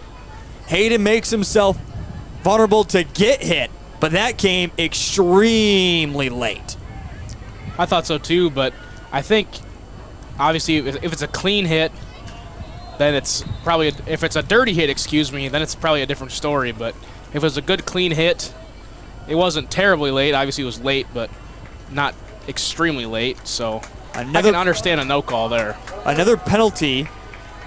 He just ripped it off. I thought he threw it to the ground. I thought Tom O'Boyle just spiked his headset to the ground. False start, 5 yards back, and now makes it 3rd down and 8 upcoming. Vermillion, another penalty here in the football game. So on 3rd down and 8, shotgun formation once again for Hayden. He's trying to get down to Luke Knutson, and this one goes above his head, falls incomplete, and will bring up 4th down and 8. You mentioned the penalties, though, get Vermillion in trouble once again. It's almost like a exact replica of the Dakota Valley game. As soon as something got going for Vermillion offensively, just silly penalties, false starts, illegal shifts, things like that, just kill them. And they can't seem to quite get over it. So 4th down and 8. Vermillion is going to have to punt it away once again with Jeremy Crow. Again, Tanager still trail by 1, 7-6 with 5:34. This one not the best of punts as it's spinning over past the far hashes. It's going to be down right about the 42-yard line, and that is where the Lennox Orioles will set up 1st down and 10. Big possession upcoming for Lennox, trying to open this one up, trying to make it, if they could, add a 2-point conversion in there, make it a 2-score game. Otherwise, just a touchdown, extra point. It's still a 1-score game. It's almost like every possession at this point on, as long as it stays 7-6, is a big possession for both teams and both sides. As we've seen so far in the second half, just like the first half, both defenses playing pretty solid and not letting anything get going offensively. Bach tries to take it up the middle. He kind of slipped a little bit as he took the handoff, cut forward for about a yard, maybe 2. He's still in the negative category for running tonight. He's had 7 carries for -2 in that category. Brings up 2nd down and 8, 5:03 left here in the 3rd quarter. Again, both of our touchdowns came in the 2nd. And now Lennox will step up once again to the line of scrimmage. Don't forget to spread the word here on Live Ticket TV, and while you're out there, make sure you also subscribe to Vermillion Tanagers Live. Get notifications every time we go live when it comes to all the high school sports that we're covering with the Vermillion Tanagers, including volleyball and soccer as well this fall. Well, Wolf decided to take it his own on 2nd down and 8, gets close, but he's going to be about a few inches. No, they do give him the 1st down, so picks up just enough. But he came up limping at the end of that run. Good job to get the 1st down, but if you got injured on the play, it's really not worth that extra 2 yards they fought for. But for the time being, it was a good 1st down run. So 7-6, 4:24. Lennox gets it across the 50. Hand it off to Bach. Bach got some space. His first big run of the football game, and is finally taken down at the 38-yard line. A pickup of 11 yards and a 1st down. Vermillion was finally able to stop the passing attack of Lennox, but now they're struggling to stop the run like they were in the first half. So a little bit of scheme change for Lennox. It seems to be working here so far in the 3rd quarter. 3:55 in rolling 3rd quarter. Lennox trying to add to their 1-point lead, 7-6. Wolf shotgun formation with twins to the left side. Fakes the handoff, going to keep it himself. Gets by one defender before Roz Baylor is able to get in there on the tackle and cover it up. A gain of about 2 yards for Wolf. Give him 3. Second down and 7. If you're Lennox here, this is about the worst spot that you want to fizzle out offensively because you're too far for a field goal and maybe a little too short for a punt, so that puts you in an awkward position on 4th down if you get there. Second down and 7. Wolf puts Cooper and Benning off to his left with Bach behind him as the running back. They hand it off to Bach. He has some more space as he just uses the near hashes. Gets taken down at the 26-yard line, a pickup of 9 yards and a first down. Well, if it ain't broke, don't fix it. Keep handing it off and keep getting yards. Seems to be working so far this third quarter. And Vermillion just kind of doubt themselves. When are they going to go up for the passing attack? And right now, really don't have to worry about the pass either because Porter Enan isn't even on the field right now for the Lennox Orioles. And now the option. Wolf just keeps it himself, finds some more space, and picks up another 12 yards and another first down. Like you said, you have to be wary of the pass, and it looks like Eden's coming back in and maybe a couple other receivers, so we'll see if they go to a pass here. But like you said, a fake handoff play-action pass could be really dangerous for Vermillion in that situation, so I understand playing safe, but if they've run it 5 times in a row for 10 yards a pop, I think they're going to keep running it. Lennox now inside the red zone. Ball at the 15-yard line with 2:17 remaining in the third quarter. Back to pass, finds his wide receiver complete at the 10. Did catch it with his knees on the ground there. That was coming up with the reception, Talon Derricks. Caught it for 5 yards, second down and 5. Good little pass there to get some yards, and I'm not going to say I called it, but I called it. That's right. Second down and 5 now. Ball at the 10-yard line. Wolf in shotgun formation. Hands it off. Right up the middle. Powering forward. Going to get drugged backwards down to the 3-yard line. This time the big running back on the carry is Zachariah Reach, and he gets close. It's going to bring up first down and goal. Another good run to get some yards, and that's about perfect scenario if you're not going to get the touchdown, at least get the first down to give yourself 3 more downs. Reach remains the running back out there on first down and goal. They're going to try to hand it off, but he gets blowing up in the backfield as Vermillion brings the house, and this time making the big hit is Jackson Heine, the junior linebacker. Well, Vermillion finally decided that they're going to step up and try and stop the run, which is exactly what they did. Not sure what we're doing here. Oh, maybe we're not doing anything, just a little slow back to the huddle, I guess. I'm saying kind of lining up in a weird position as well. 48 seconds and rolling with Vermillion that is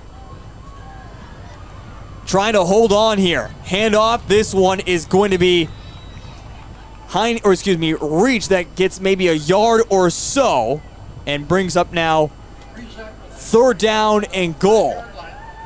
Ball about the 5-yard line. And now it looks like Lennox is just going to let this one roll. It's going to be the end of the third quarter. So on third down and goal as we head into the fourth, can the Lennox Orioles try to punch it in, or does Vermillion make a goal line stand? We're back in 60 seconds here on Live Ticket TV. The innocence of youth. Is there anything any better? But soon they'll be in high school and facing all the same challenges you faced. How to make friends, how to fit in, how to be cool. We want our children to have everything they'll need to live fulfilling and productive lives. Make sure the kids in your family are among the more than 57,000 participants here in South Dakota who take part in high school sports or activities. Limestone canyons, flowing waterfalls, and pristine beauty make Spearfish a sanctuary for those seeking the ultimate escape. Outdoor enthusiasts will find top-notch sport climbing, mountain biking, and UTV OHV trails. Guests are steps away from peaceful hiking trails and tranquil streams. Relax and rehash your day's adventure at one of our award-winning local breweries. Finding rest is an important part of any adventure. Lodging in Spearfish comes with a variety of choices, from cabins, B&Bs, and campgrounds to the comforts of your popular brand-name hotels. To find your unique adventure in Spearfish, go to visitspearfish.com now. Back here in Lennox, South Dakota, as we did not see any points in the third quarter. And now as we enter the fourth quarter, it's coming up on third down and goal. Ball at the 5-yard line as the Lennox Orioles try to punch it in. And now the officials are going to call timeout. No, Matthew Luce calls the timeout instead. Kind of letting Vermillion line up, show their hand. We'll see what head coach Matthew Luce wants to call now. See, he wants to regather with the troops. Cole, are you calling anything special on this third down and goal? This has to be 2-down territory here. Well, I think so, and obviously the way he called that timeout, they had to line up something to see how Vermillion was going to respond to that. So I think they're going to go for a score here, but if you don't go it, or you don't get it, excuse me, you almost have to go for it on fourth down, unless it's like fourth and goal from the 15. Yep. And if you don't, as you mentioned, if you don't get it even on fourth down, you still lead it by 1 and put Vermillion backed up. Now Vermillion, their only touchdown did go 96 yards with a drive put together. So here comes the Lennox Orioles on third down and goal. Ball at the 5-yard line. Wolf in shotgun formation. 2 wide receivers split to the near side. It's a design keeper. Wolf trying to get there. He's not going to get there. He's short a yard. So fourth down and goal at the 1. Wolf was close but didn't get there.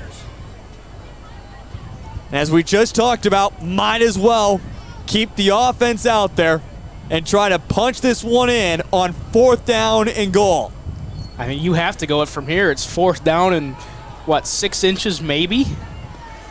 And this time, Wolf is going to go underneath center. This is him saying, I'm coming right up the middle. And now a timeout called by head coach Tom O'Boyle. I feel as though if you're Lennox, you don't change what you're just going to call there. I don't think so, unless you saw something or think that Vermillion's going to do something crazy on defense here. But the way it looked like they're going to line up, sneak it right up the middle, and it was a good timeout by Vermillion to avoid that big gap in the middle of his defense. So what does head coach Tom O'Boyle draw up again? Even with the Lennox touchdown extra point added, it's still a 1-possession game, but Vermillion would then need to score and get a 2-point conversion. Or you can hold them right now and still have a chance at winning the football game yet in the latter portion of this quarter. So on fourth down and goal, Lennox offense is back out there. Here comes the Vermillion Tanagers. The white and red take the field, trying to make the goal line stand. Again, Braden Wolf, for just the second time tonight, will go underneath center on fourth and goal with the fullback and running back behind. Vermillion trying to make the goal line stand. It was a bottled snap.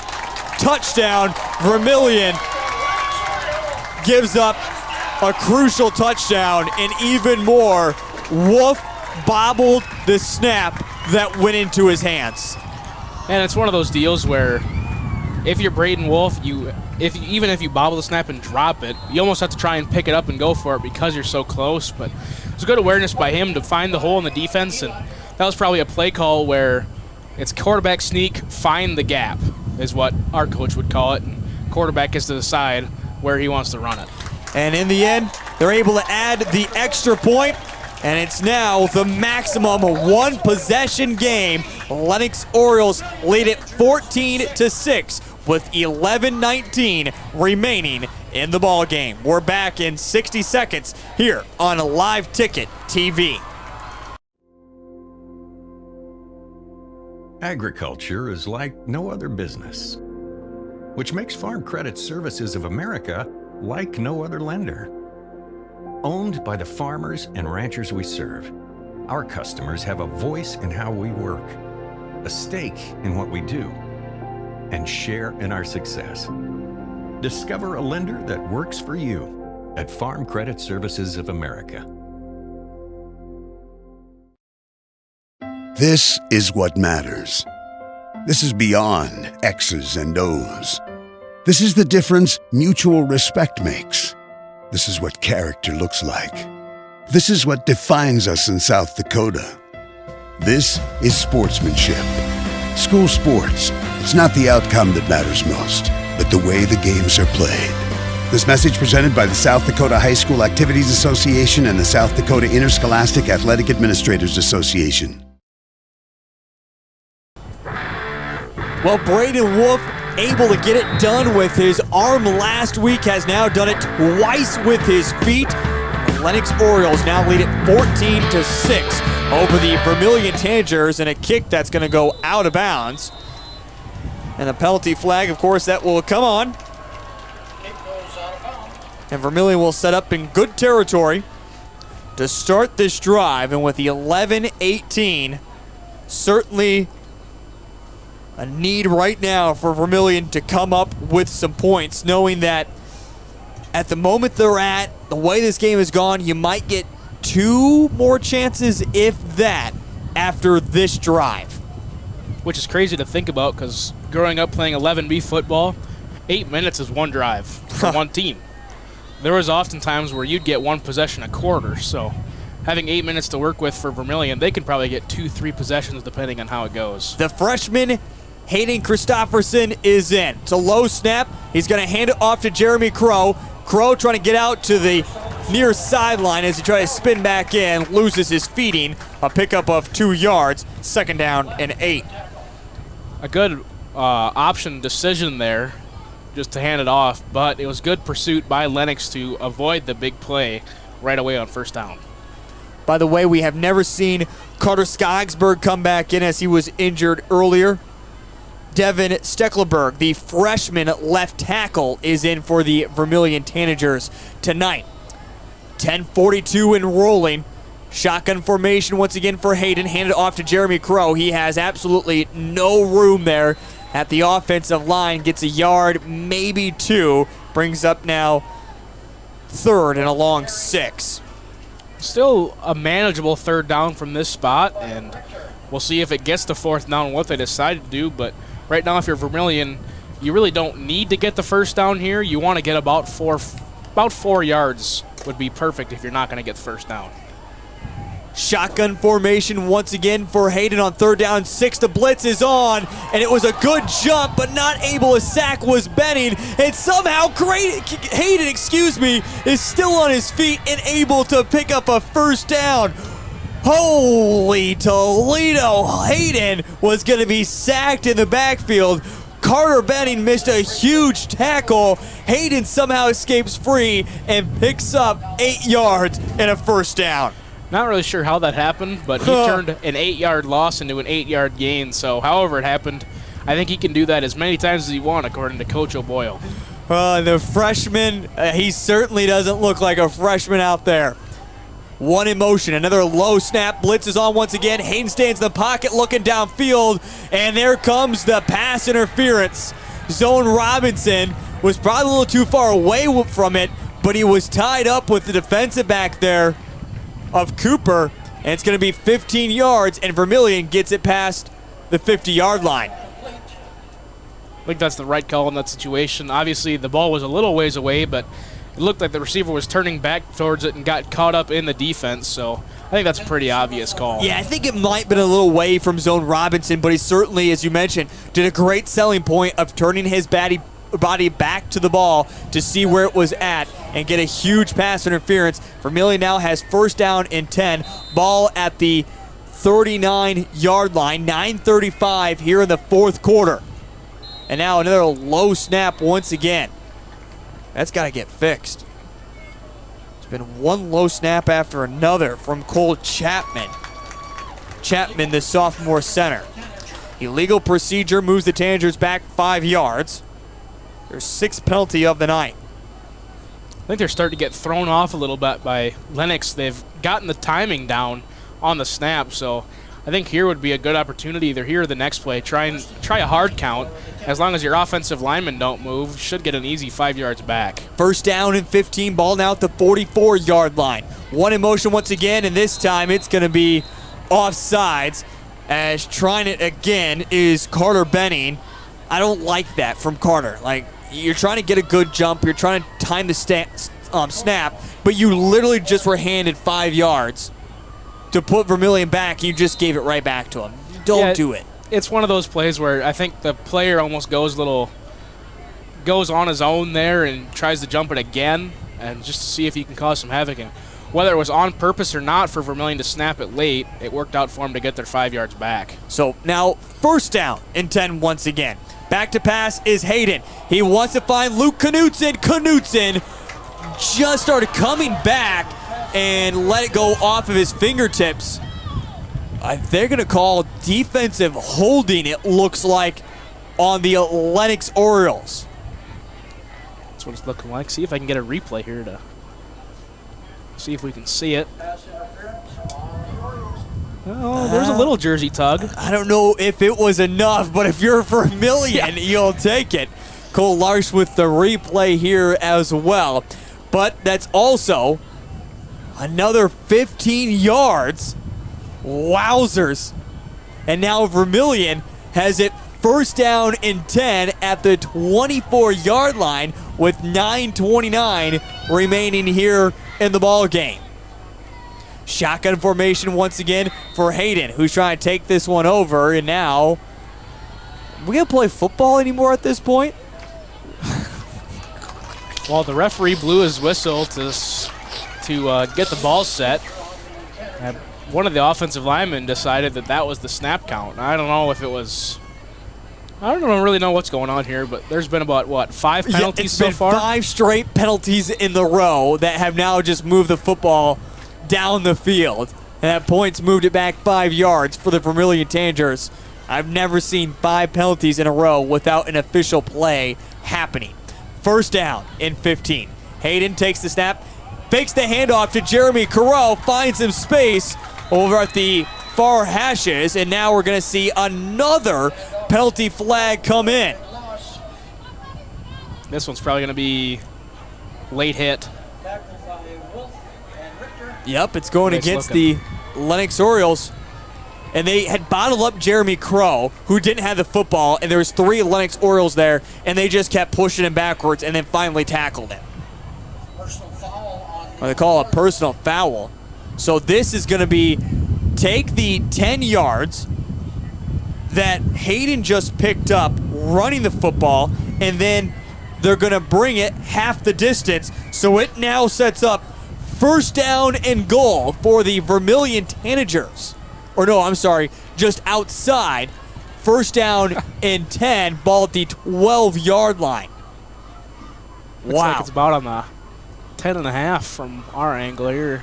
Now, I was looking up the scoreboard. You're more correct than what the scoreboard has been. I'll tell you this much. It's been a little shaky so far tonight when looking at that, the numbers being quite far off. I have to try to make sure I'm my best because Gary Culver is going to go back and listen to this later for stats, and he needs me to make sure I'm as right as possible.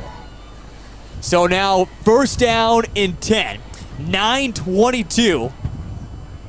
Here in the fourth quarter, Vermillion trying to punch it in. Looks like there's some confusion right now, as currently Matthew Luce is still talking to the head official, Rich Erickson. Finally, that conversation's over with. By the way, Coach Gary Culver has to make his way down to Manhattan, Kansas tomorrow to help out with USD football. First down and 10. Hayden shotgun formation. It's a low snap. Blitz is on. Oh, and he's going to get hit, and it's a big loss. He's pushed all the way back to the 24, a loss of 12 yards. Not what you want to have as one of the first official plays so far on this drive, from what it seems, is a loss of 12 yards. And Lennox just timed with the snap again, blitzed a lot of guys, and the offensive line of Vermillion just couldn't handle it. So a big loss now brings up 2nd down and 20 for the Vermillion Tanagers. Trips to the near side. Hayden back to pass. Has a little bit of time. Keeping his eyes downfield. It's tipped off of one defender and goes out of bounds. And another penalty flag. And we are going to get Roughing the passer. Roughing the passer. Are we just going to have a play that doesn't have a penalty flag here? Well, we did, but it was a net -12, so, or -10 or whatever it was. So now, in the last 8 plays, 7 penalties have been called. We're still waiting for the official mark of roughing the passer for the officials. And it's going to give Vermillion a great spot and a redo of the down as well. I think that should be automatic first down, so they'll reset the chains, I believe. Or is it 3rd down? No, yeah, you're right. Automatic, yeah, 1st down and 10. Ball spotted at the 11-yard line.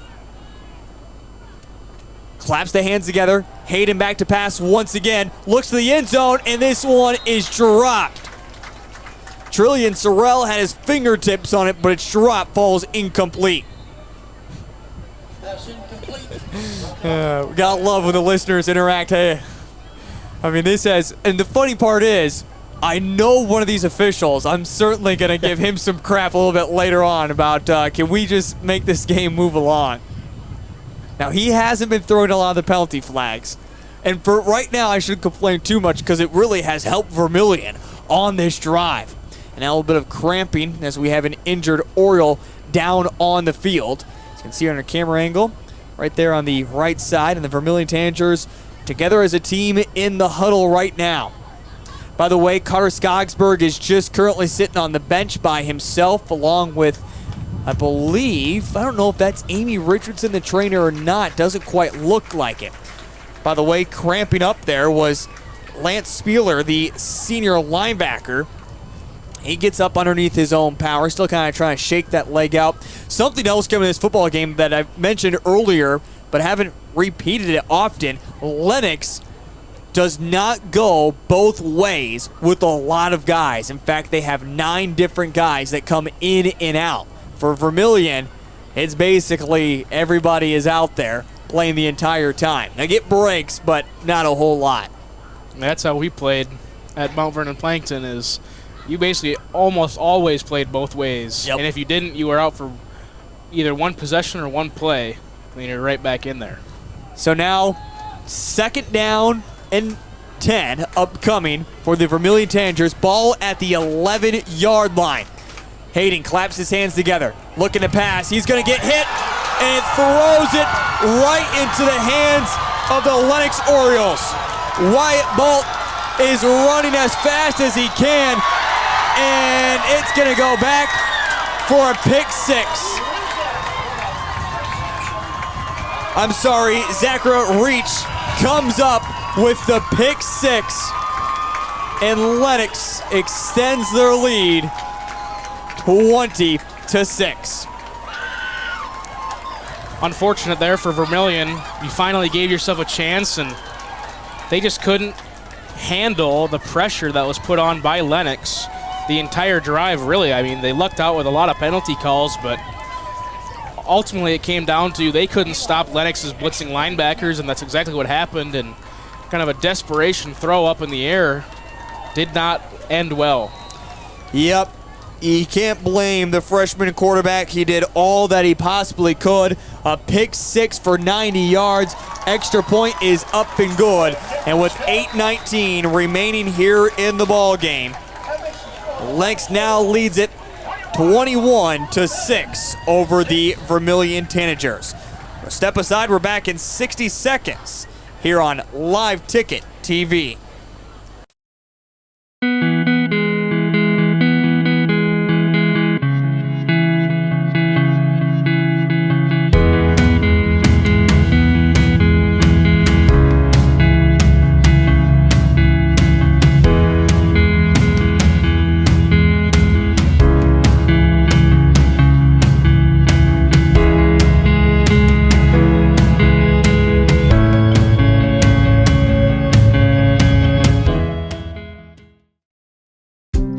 Farmers know crop insurance is essential for managing risk.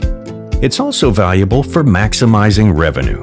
The crop insurance officers at Farm Credit Services of America have proprietary tools and expertise to deliver the personalized crop and revenue protection you need for the peace of mind you want. Nobody delivers crop insurance like this. Discover the difference by calling 800-884-FARM. Agriculture works here. And another kickoff that goes out of bounds as we resume here. A pick six of 90 yards for the Lennox Orioles, and Zachary Rizich comes up with the 90-yard pick six.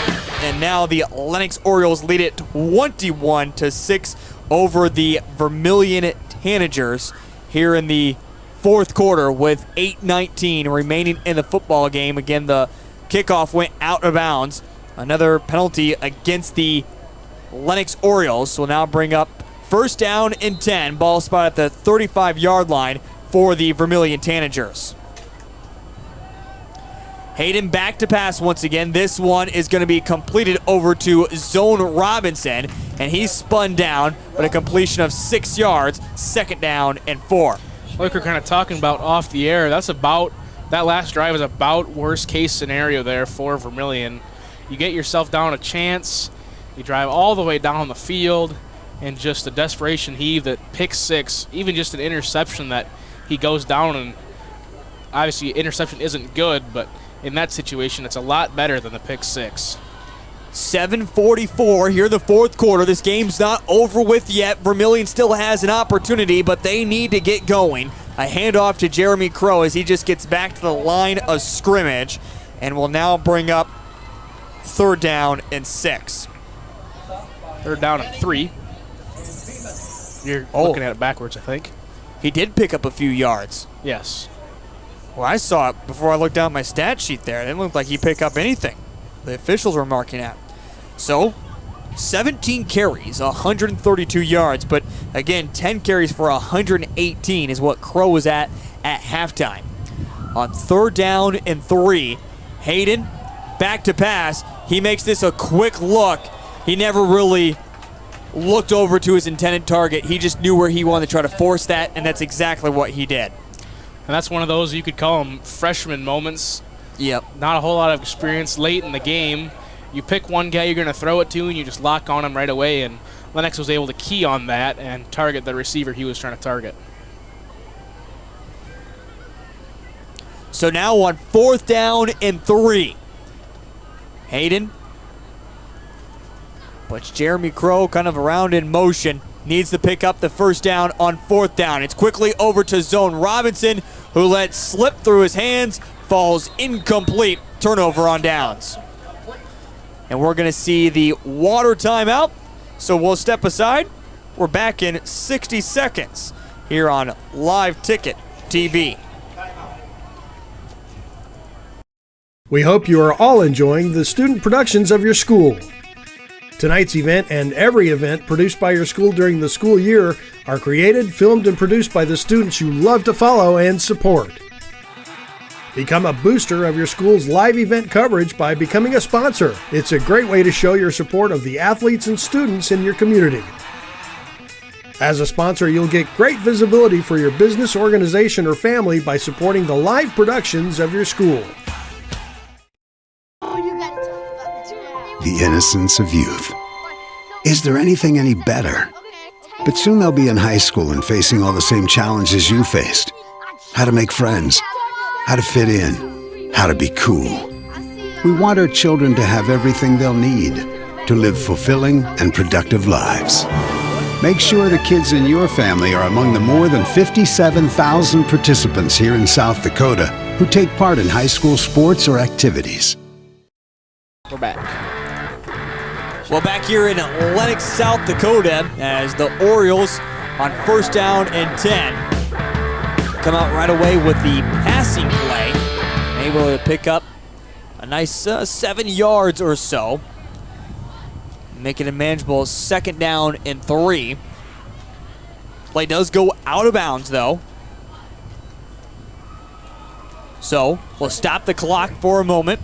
for the Lennox Orioles. That's what they do want to do, though, is try to run this clock out and get out of here with the victory. Fake handoff. Wolf going to keep it himself past the 30, up to the 25, and down to the 24. A pickup of 11 yards. And another first down for Lennox. Like you said, Lennox is just really going to try to run down the clock here, so I don't foresee them passing it a whole lot on this drive. However, I've seen crazier things happen, so you never know what's going to happen if they're going to try to get another late score or just run the ball to see if they can wind down some clock. We'll see how well they can do with 6:15 remaining here in the ball game, with this one now not in hand quite yet, but another score would certainly finish it off for the Orioles. They would improve to 2-0 as well. And when you look at the schedules for teams in Class 11A, Lennox might have one of the toughest backload end of the schedules.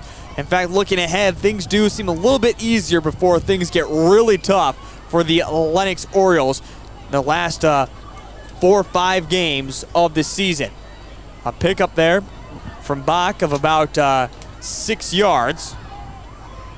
Brings up 2nd down and 4. And again, just continue to work that clock. It's a low snap, and they're going to just fall on top of it.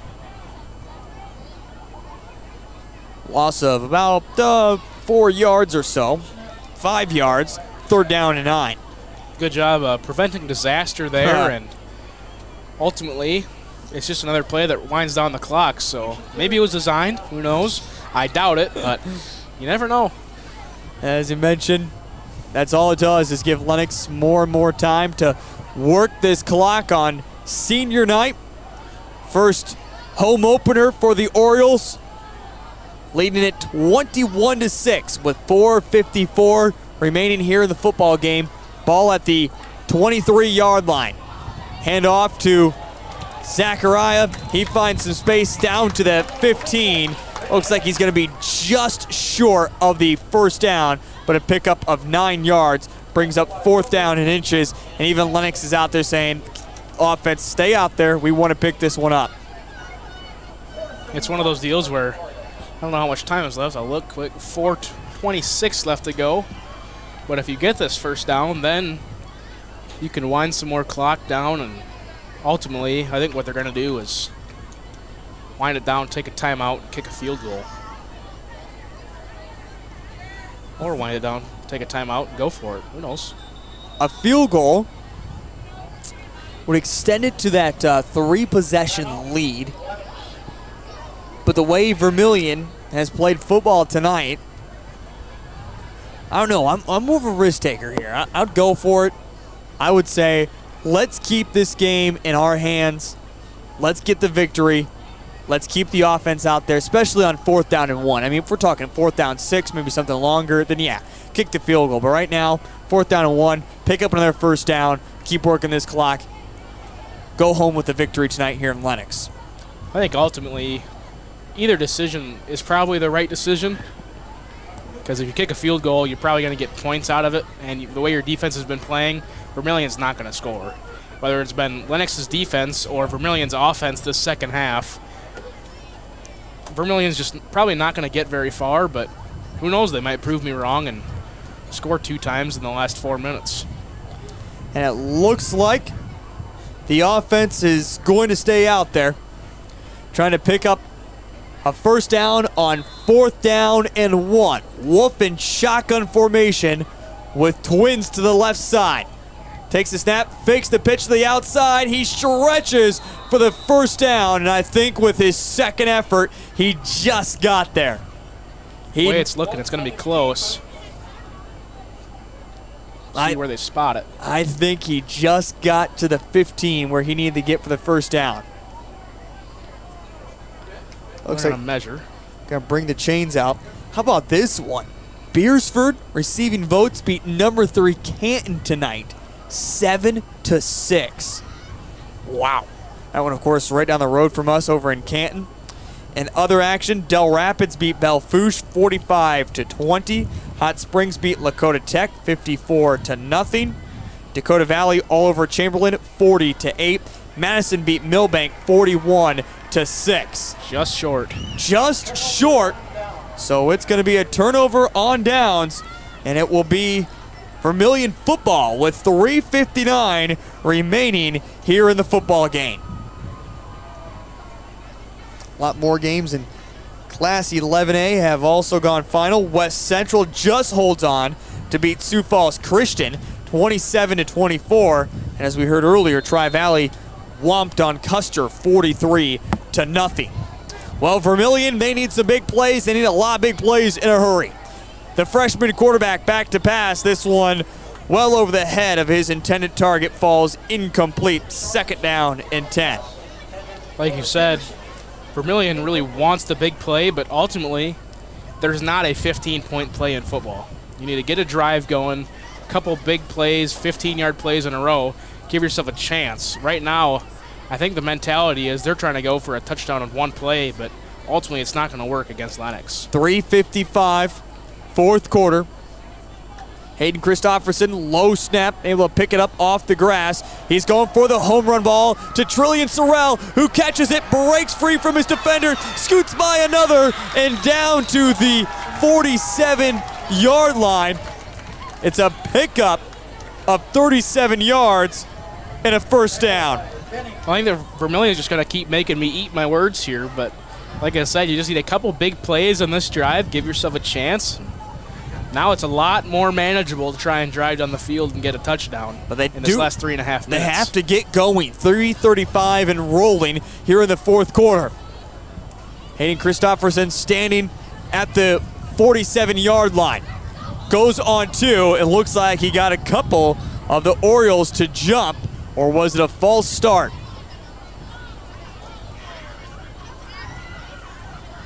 Officials are coming together to discuss what the call is going to be.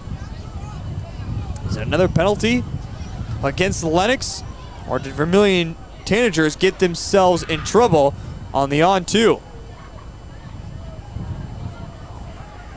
And it looks like they are going to call a false start. So this will go against, or excuse me, I'm sorry, an offsides or encroachment against Lennox. 1st down and 5 now for Vermillion, as they scoot up closer to the 43-yard line. 2 wide receivers split to either side. Vermillion trying to add a late touchdown, get another opportunity to win. Back to pass once again. This one is going to go well over the head of Zone Robinson, falls incomplete. 2nd down and 10. Or excuse me, 2nd down and 5. Like that one though, from Hayden. Put it where either his wide receiver could get it or nobody could get it. That's what you want with those long balls, is get it out of the reach of everybody. So if anybody's going to get it, it's your receiver, not Lennox for a potential another pick 6, or just an interception, because ultimately an interception would end the game. 2nd down and 5. Hayden back to pass once again. He just tries to throw it deep. Zone Robinson comes up with the catch. Zone Robinson rustled down at the 2-yard line.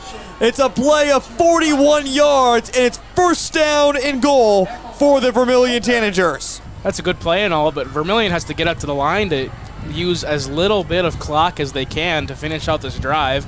They're on the 2, so best case scenario here, you score on this first play on a quick play. But at the rate they're going at, they might not score before the quarter's over. Trips to the near side. Shotgun formation for Hayden Christopherson. Takes the snap. It's a pitch play out to Jeremy Crow, who's trying to stretch it all the way out to the numbers. Crow at the pylon. Hands up. Touchdown, Vermillion. Jeremy Crow punches it in from 2 yards out. Had the run about 40 yards. But Vermillion now needing the 2-point conversion. Gets the touchdown from Jeremy Crow. Good play and a really good timing on the pitch to get it out of the quarterback's hand when he was swamped by 2 guys. He saw 2 defenders come at him and nobody covering the running back, so that was a good decision. It's now do or die time. Vermillion needs to get this 2-point conversion to draw it within a 1-score game.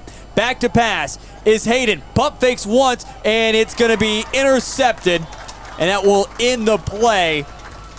Vermillion can't come up with the 2-point conversion, and they now find themselves trailing by 9 with 2:42 remaining in the ball game. We're going to step aside. We're back in 60 seconds here on Live Ticket TV.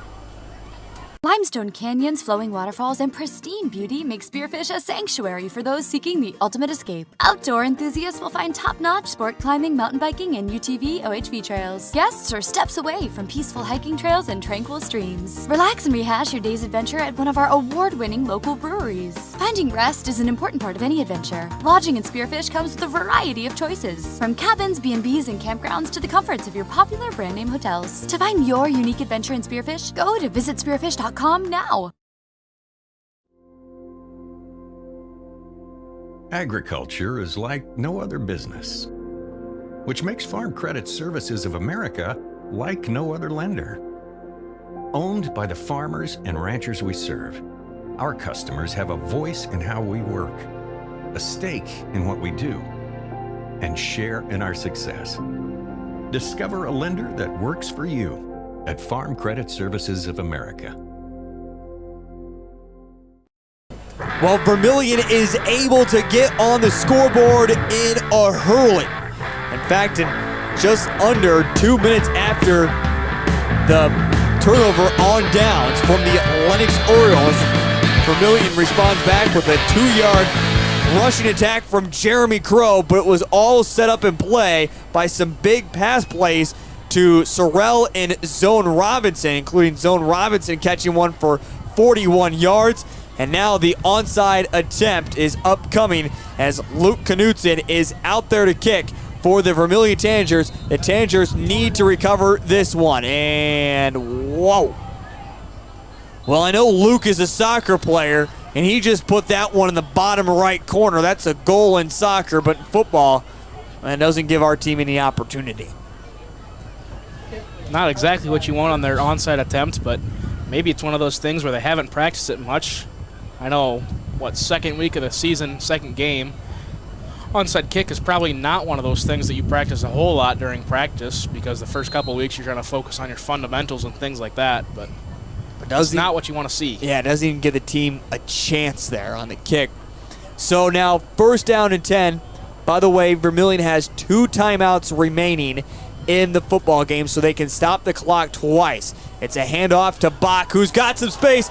Bach gets himself a first down. Last man there, able to come up with a huge tackle for the Vermillion Tanagers. That was Connor Peterson, the last man there, but it's the 11-yard pickup, and now an injured Tanager down.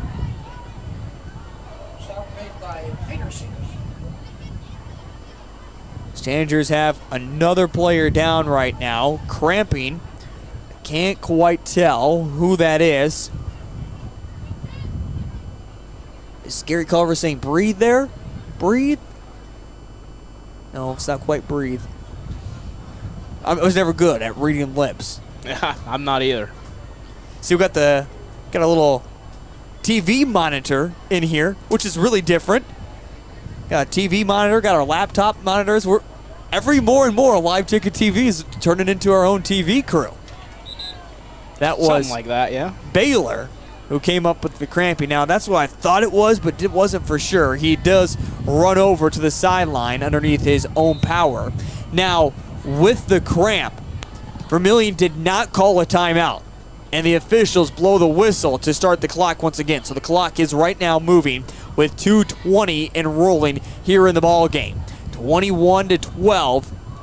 Vermillion leading it by 9. Lennox is just taking their time, and Braden Wolf, the quarterback, is up there saying, hey guys, take your time. No need to get set yet.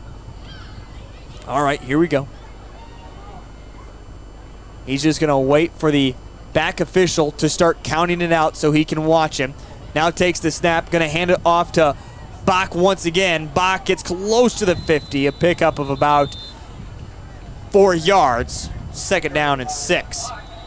Good awareness there by Lennox to keep their eyes on that back judge, as with that first down you get a 40-second play clock there, so a lot of time gets winded off the clock, and Vermillion's going to charge a timeout here with a minute and change left to go. Yeah, 1:46 remaining here in the football game. We'll run down through it earlier. If you missed out on it, Tri-Valley beat Custer In Class 11A action, 43-0. West Central beat Sioux Falls Christian 27-24. Madison beat up all over Millbank 41-6. Final down in Dakota Valley, the Panthers beat the Cubs 40-8. And also over in Canton, it was Beersford that got the win over the Seahawks 7-6. In fact, in Class 11A, this is the only game that remains going on. When it comes to other action, in Class AA, everything remained in check for games tonight. Rapid City Stevens beat Douglas 66-8. Number 1 Pierre got the win over Brookings 48-0. And Yankton beat Spearfish 38-0. After the timeout, handoff to Bach, gets right back to the line of scrimmage, and Vermillion will use their last timeout and bring up 3rd down and 6. I think this one might be an injury timeout for Lennox. I don't know if they're going to charge a timeout to Vermillion here or not. Well, the way they're coming off to either sideline, usually an injury timeout, they would just stay out there. But you are right. Not very often I hear that. The clock needs to be set right back to 1:40.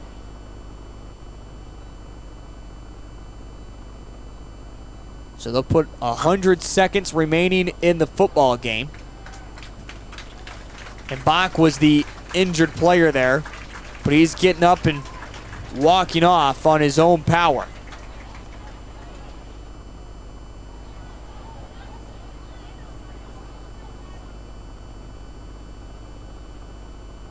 And again, not quite for sure. The officials are looking down at their scorecard, almost to say as though Vermillion did use a timeout there. Maybe they did. I don't know. And that's, I'm guessing, why they reset the clock as well to 1:40. So with that, Vermillion now has no timeouts remaining here in the football game. Well, let's see here. Yep, the clock is not rolling. So Vermillion uses their final timeout, and on 3rd down and 6, a little dump pass to the tight end that works for a gain of about 14 yards, call it, and it's going to be a 1st down, and that will do it here in Lennox, South Dakota. That was just a really good play call by Lennox, knowing that Vermillion is probably going to over-pursue the run here towards the end of the game, as they've just been running the ball to wind out the clock, and just a little dump pass over everybody's head, and that will do it. Yeah, it's Carter Ikes, his first reception of the football game as well. Again, Vermillion now can't stop the clock, and with 1:10 and rolling, Vermillion is going to drop to 0-2 on the season, and Lennox will improve to 2-0. Well, stick around. We'll have our post-game show coming up. We'll catch up with head coach Tom O'Boyle. We'll take a look back at our final game numbers, go over final scores from across the state of South Dakota, and much more, all coming up here on the Live Ticket TV post-game show. Again, if you haven't subscribed as well to our YouTube page, make sure you do so. That's Vermillion Tanagers Live. Again, I'm Heath Nimke along with Cole Larsch. This is my new home for the Vermillion Tanagers, and again, it gives me that opportunity as well to cover all Vermillion athletics, covering football, volleyball, soccer during the fall, and plenty more coming up during the winter season. And wherever the teams go, we'll have you covered on Live Ticket TV. And the final seconds tick away. The Lennox Orioles get the victory 21-12 tonight over the Vermillion Tanagers. The Tanagers drop to 0-2 on the season, whereas the Lennox Orioles improve to 2-0. Our final game numbers, head coach Tom O'Boyle, and more is all coming up here in just a moment on the Live Ticket TV postgame show. This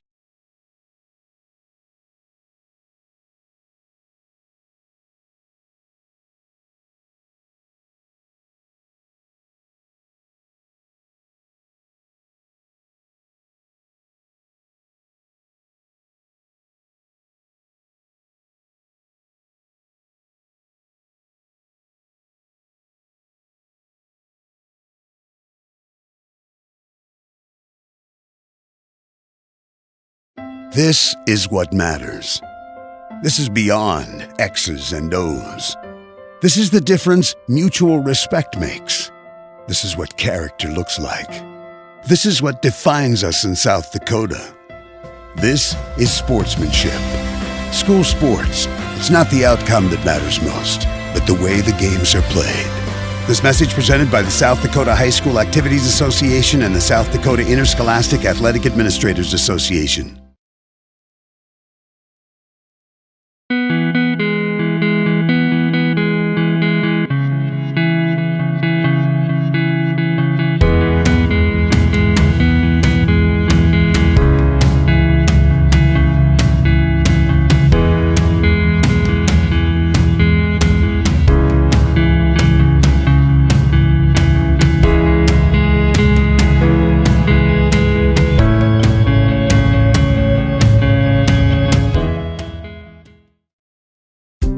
Farmers know crop insurance is essential for managing risk.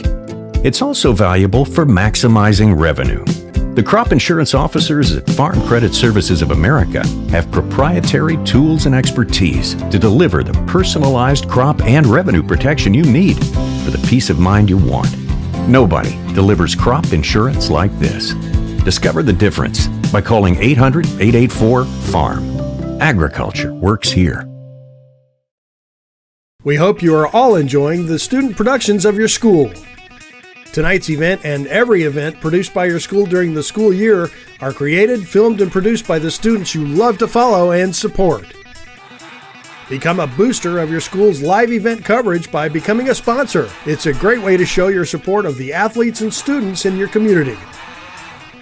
As a sponsor, you'll get great visibility for your business, organization, or family by supporting the live productions of your school.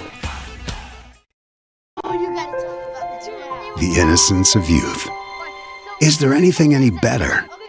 But soon they'll be in high school and facing all the same challenges you faced.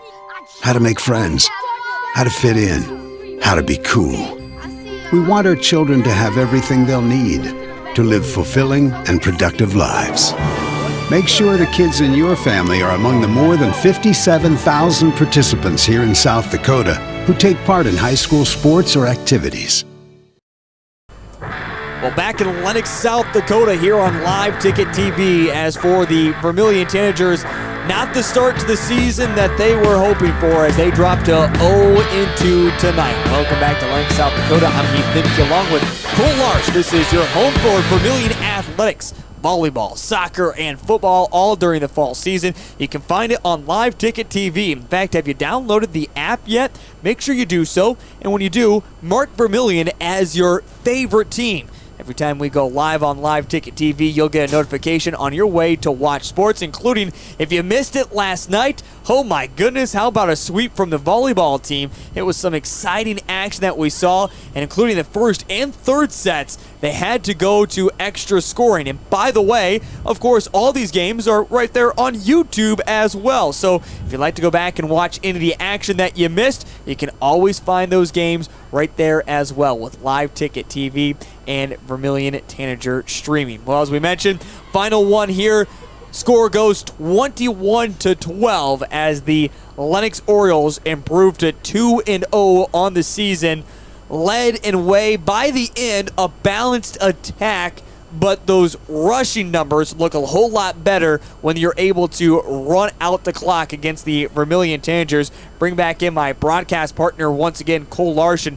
Cole, it had its moments for the Vermillion Tanagers, but it was a pick six, an opportunity for Vermillion to potentially tie it up with a 2-point conversion, not able to finish it out.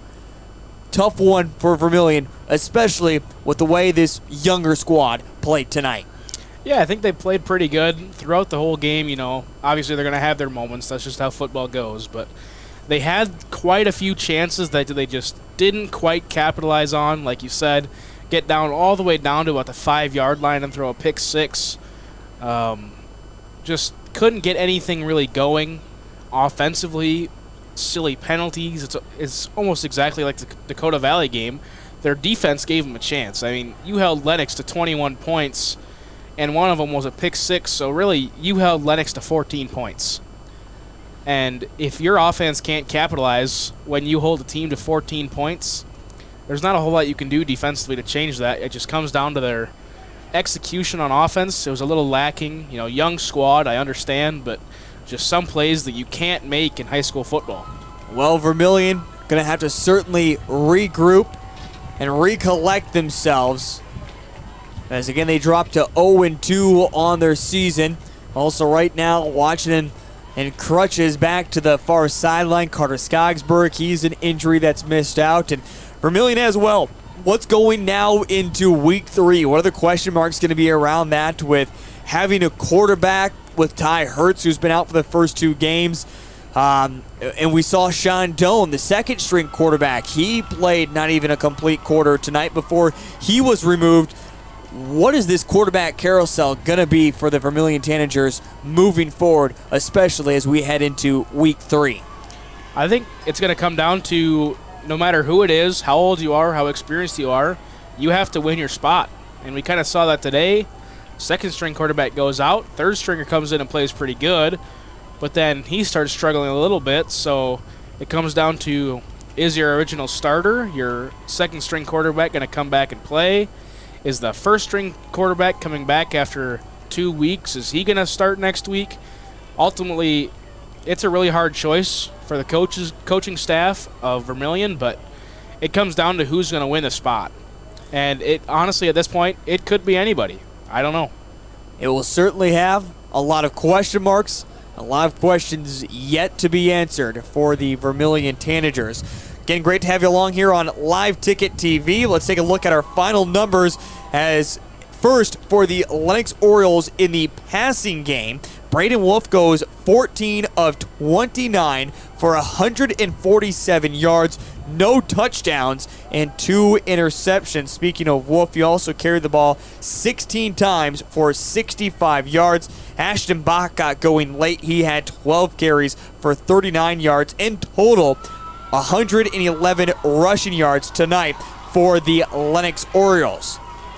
For the Vermillion Tanagers, coming on in replacement, Hayden Christofferson went 7 of 20 in the passing game, had 2 interceptions, a touchdown in there as well for 150 yards. Jeremy Crow also had himself a big night, 18 carries for 131 yards and 2 touchdowns, but in the end, Vermillion rushed for just 123 yards coming tonight for the Vermillion offense. And again, the Lennox Orioles get the victory to 21-12 over the Vermillion Tanagers. I'm Heath Nimke along with Cole Larsch. We're going to step aside. When we come back, we have more coming up on our postgame show. That's on the way next here on Live Ticket TV.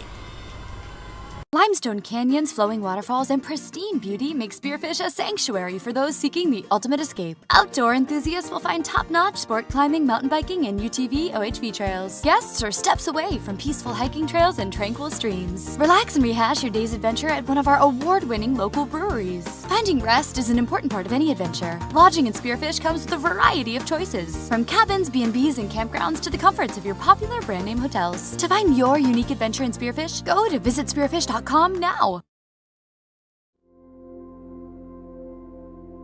Agriculture is like no other business, which makes Farm Credit Services of America like no other lender. Owned by the farmers and ranchers we serve, our customers have a voice in how we work, a stake in what we do, and share in our success. Discover a lender that works for you at Farm Credit Services of America.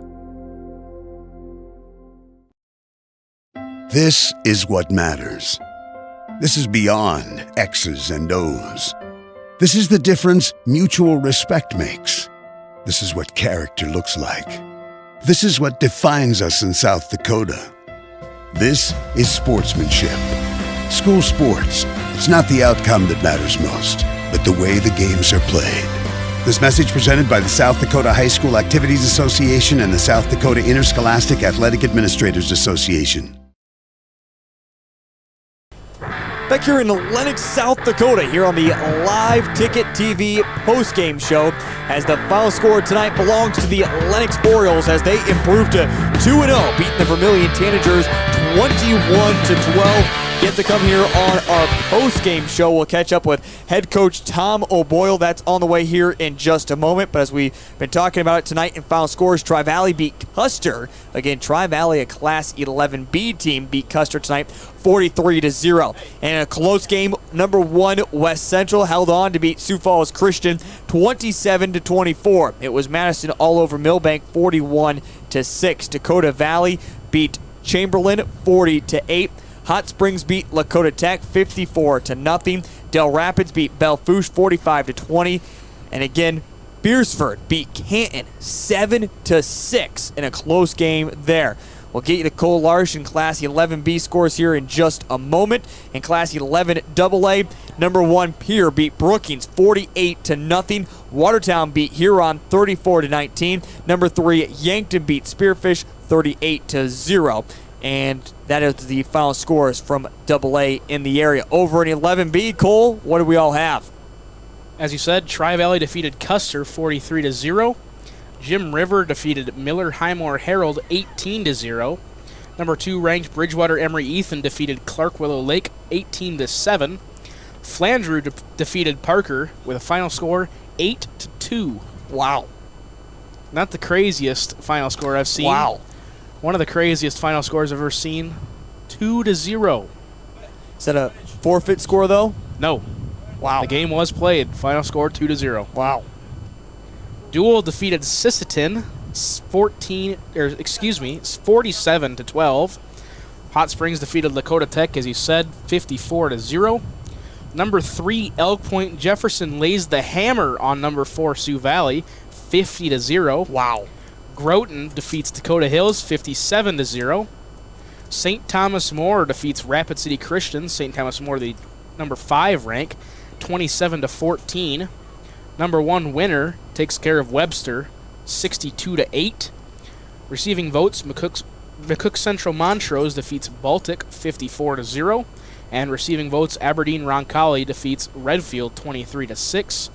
And my alma mater, receiving votes, Mount Vernon Plankton defeats Trip Delmont Armor, ACDC, 50-0.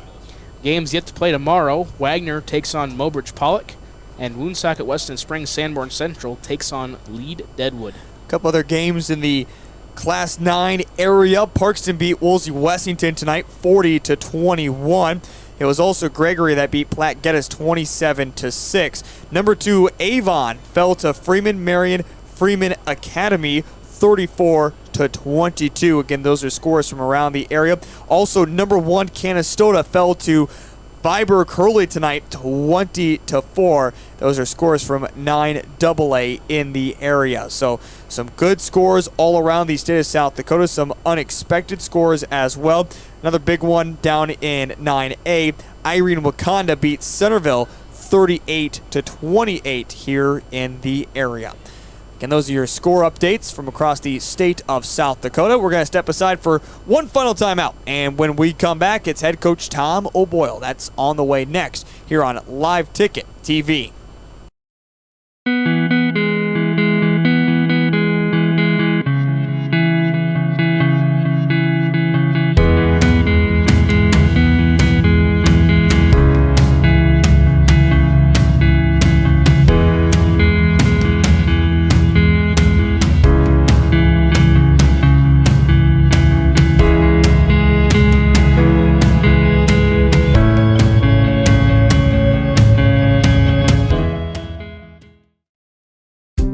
Farmers know crop insurance is essential for managing risk. It's also valuable for maximizing revenue. The crop insurance officers at Farm Credit Services of America have proprietary tools and expertise to deliver the personalized crop and revenue protection you need for the peace of mind you want. Nobody delivers crop insurance like this. Discover the difference by calling 800-884-FARM. Agriculture works here. We hope you are all enjoying the student productions of your school. Tonight's event and every event produced by your school during the school year are created, filmed, and produced by the students you love to follow and support. Become a booster of your school's live event coverage by becoming a sponsor. It's a great way to show your support of the athletes and students in your community. As a sponsor, you'll get great visibility for your business, organization, or family by supporting the live productions of your school.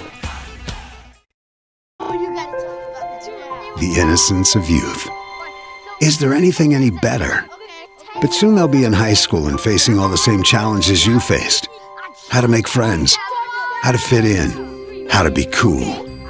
We want our children to have everything they'll need to live fulfilling and productive lives. Make sure the kids in your family are among the more than 57,000 participants here in South Dakota who take part in high school sports or activities. Back here on the Live Ticket TV postgame show, as tonight the Vermillion Tanagers fall to 0-2 with a final score of 21-12.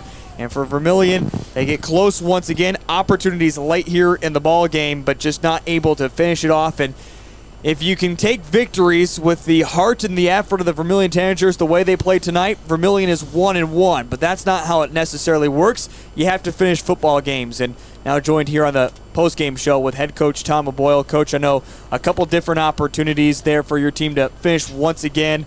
Even throughout this football game, you had certain great opportunities in Lennox territory to come away with points, come away with nothing. What does it take to change the narrative after 2 weeks to now finish off when Vermillion's put in good spots on driving possessions and to get a win here on the road or at home? Oh, I think I think we continue to do the same thing we do. We continue to be the schematic up front, state of the fundamentals. You saw a markedly improved offense from a week ago. Mm-hmm. I think that I was very pleased again with the effort, but not with the outcome. And we will work hard to change that outcome. Our kids understand that that we're getting close. It's nice to have the accolade of you played hard, coach. You played a good game. And when the scoreboard doesn't indicate that, it's a hard sell as hard as we work at practice. So very proud of our kids, proud of your effort. We love them to death. They give us everything they have. They play both ways. They play hard. We gave a very good offense tonight. A lot of fits in our secondary. I think our athletes are as good as anybody on the outside. And, we've got to just become a team that can be more consistent inside and be a little more veteran inside as the season goes along. And we'll figure this thing out. Well, you talk about veteran and moving along. I mean, yeah, you're going to get that kind of status as the more you play. But right now, we saw a freshman quarterback. Hayden stepped in, had himself a fabulous game tonight. What's with the decision there to go to him late in the first quarter and stick with him in the replacement of Sean Doan? Well, you're as good as your number two. And and Sean's certainly a good kid, and we're not down on him. But after 5 quarters of football and we have 3 points on the board, it's time to see if Hayden can provide a spark, and he certainly did tonight. And we had kids make some nice catches, and he threw some really nice balls, and sat in there and took some hits. We think he has a great future, and we think we have 3 good quarterbacks, and so we're very happy for Hayden in what he did, and he'd be the first guy to tell you he wished he'd have played better, for the chances that we have. And again, our defense towed the line. Our defense did a great job. We got hurt on the quarterback break and contain on us all night, and that was a problem for us. But we held a predominantly passing offense to we took 10 away from them the way they way they like to use him. And Robinson had a hell of a game, and I think that we'll continue to get better. And we're not going to talk about, boy, it's nice to be close. We're going to talk about finishing and winning games. That's right. That's the ultimate goal. That's right. And so I love the heart. I love the spirit. I love the effort. And the scoreboard will change. Well, Tanagers open up their season 0-2. One big key to this offense I thought really changed is someone I have been hard on throughout my couple of years being able to see him is Jeremy Crow. He finally busts through, has 18 carries for 131 yards, a touchdown in there. Nice. How great was it to see him just finally break free and add some big sparks, especially in that first half when your team needed it the most. Well, and he ran through some tackles, but we made a change from a week ago. We decided we'd get him the ball deeper, and I think you saw that helped his vision on the field. And Jeremy's a heck of a kid. I mean, he runs hard, and he hasn't been rewarded. Yep. For that. Yep. As you've touched on. So he's not going to change. He's certainly one of our best senior leaders. He's for everybody. He's a true tanager. And he's a kid that you can expect to have these type of games the rest of the year. Well, we talked off air, and I know this has kind of been something that you're working with this older group of seniors, kind of a narrative of making sure they're team players. What does it change now, especially with Carter Skogsberg? He's now out with an injury. We don't know when he's going to come back. Is this a narrative that can change, or do we just see these young guys that have been able to step up continue to now lead the Tanagers forward throughout the rest of the season? Oh, I think you'll see both, Heath. We're not a program that looks at your grade. We're a program that looks at your practice performance, and then we believe in you. And if you can prove to us you do it at practice, you're a varsity football player, so you're young once. And that's the first time you're on the field and you get a couple snaps of varsity football player, and then you're a veteran. And I think you saw it in Hayden tonight.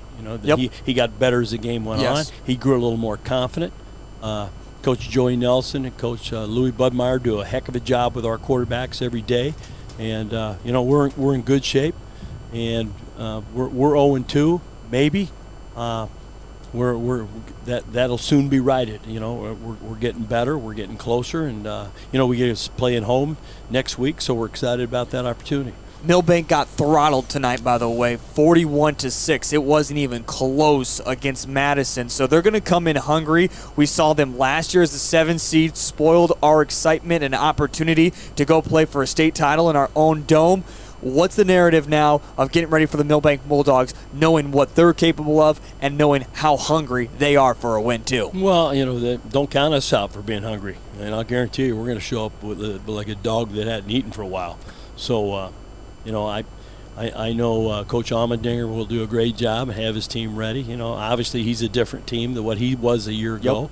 Yep. And we think we're close to getting back to where we were. So, we look forward to the opportunity. We know they'll be well coached, and we take pride in our kids playing hard, and we feel like our kids will have a good scheme to be ready to get in the win column. Roll damn Tanagers. Roll damn Tanagers, brother. Thank you. Let's go get Millbank next week, all right? You bet. There he is. Once again, it's head coach Tom O'Boyle here on the Live Ticket TV post-game show. Of course, we always appreciate Coach O'Boyle catching up with us on the pregame show as well, as we're going to wrap things up, bring in once again one last time Cole Larson. Cole, as we heard just from Coach O'Beeb, getting ready for Millbank, what do you think has to be the key factor this week going into practice? Vermillion needs to get corrected if they want to have a chance against the Bulldogs back in the Dome next Friday night. Ultimately, it comes down to execution and just not giving up. You start 0-2, it's really easy to just say, you know what, I don't want to do this anymore. I'm just going to, stop trying and go 0-8 or 1-7 or something like that. But just keep with it. Knowing you're close every game, eventually you're going to get in that win column, and you just have to stick with it. That's ultimately what it comes down to, is eventually you're going to be over the hump. It's an uphill climb. Next week they have a good chance to get over that hump against Millbank.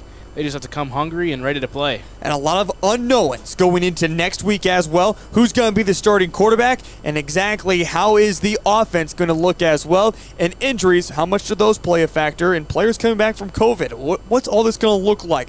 A lot of questions as we enter week 3. But one thing is for sure, the Vermillion Tanagers dropped to 0-2. If you haven't liked us out there on Vermillion Tanager streaming, make sure you do so. And also, you subscribe, download the Live Ticket TV app, as we have more coming up, including volleyball on Tuesday and Thursday that you'll be able to find all throughout Live Ticket TV.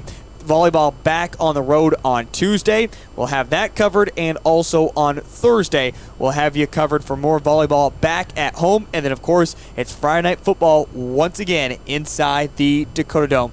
Cole, I'll see you next week, all right? Sounds good. There he is, Cole Larsh. I'm Heath Nimke, your final score once again from Lennox, South Dakota. The Lennox Orioles 21, the Vermillion Tanagers 12. Until Thursday of next week, have yourself a wonderful rest of your evening.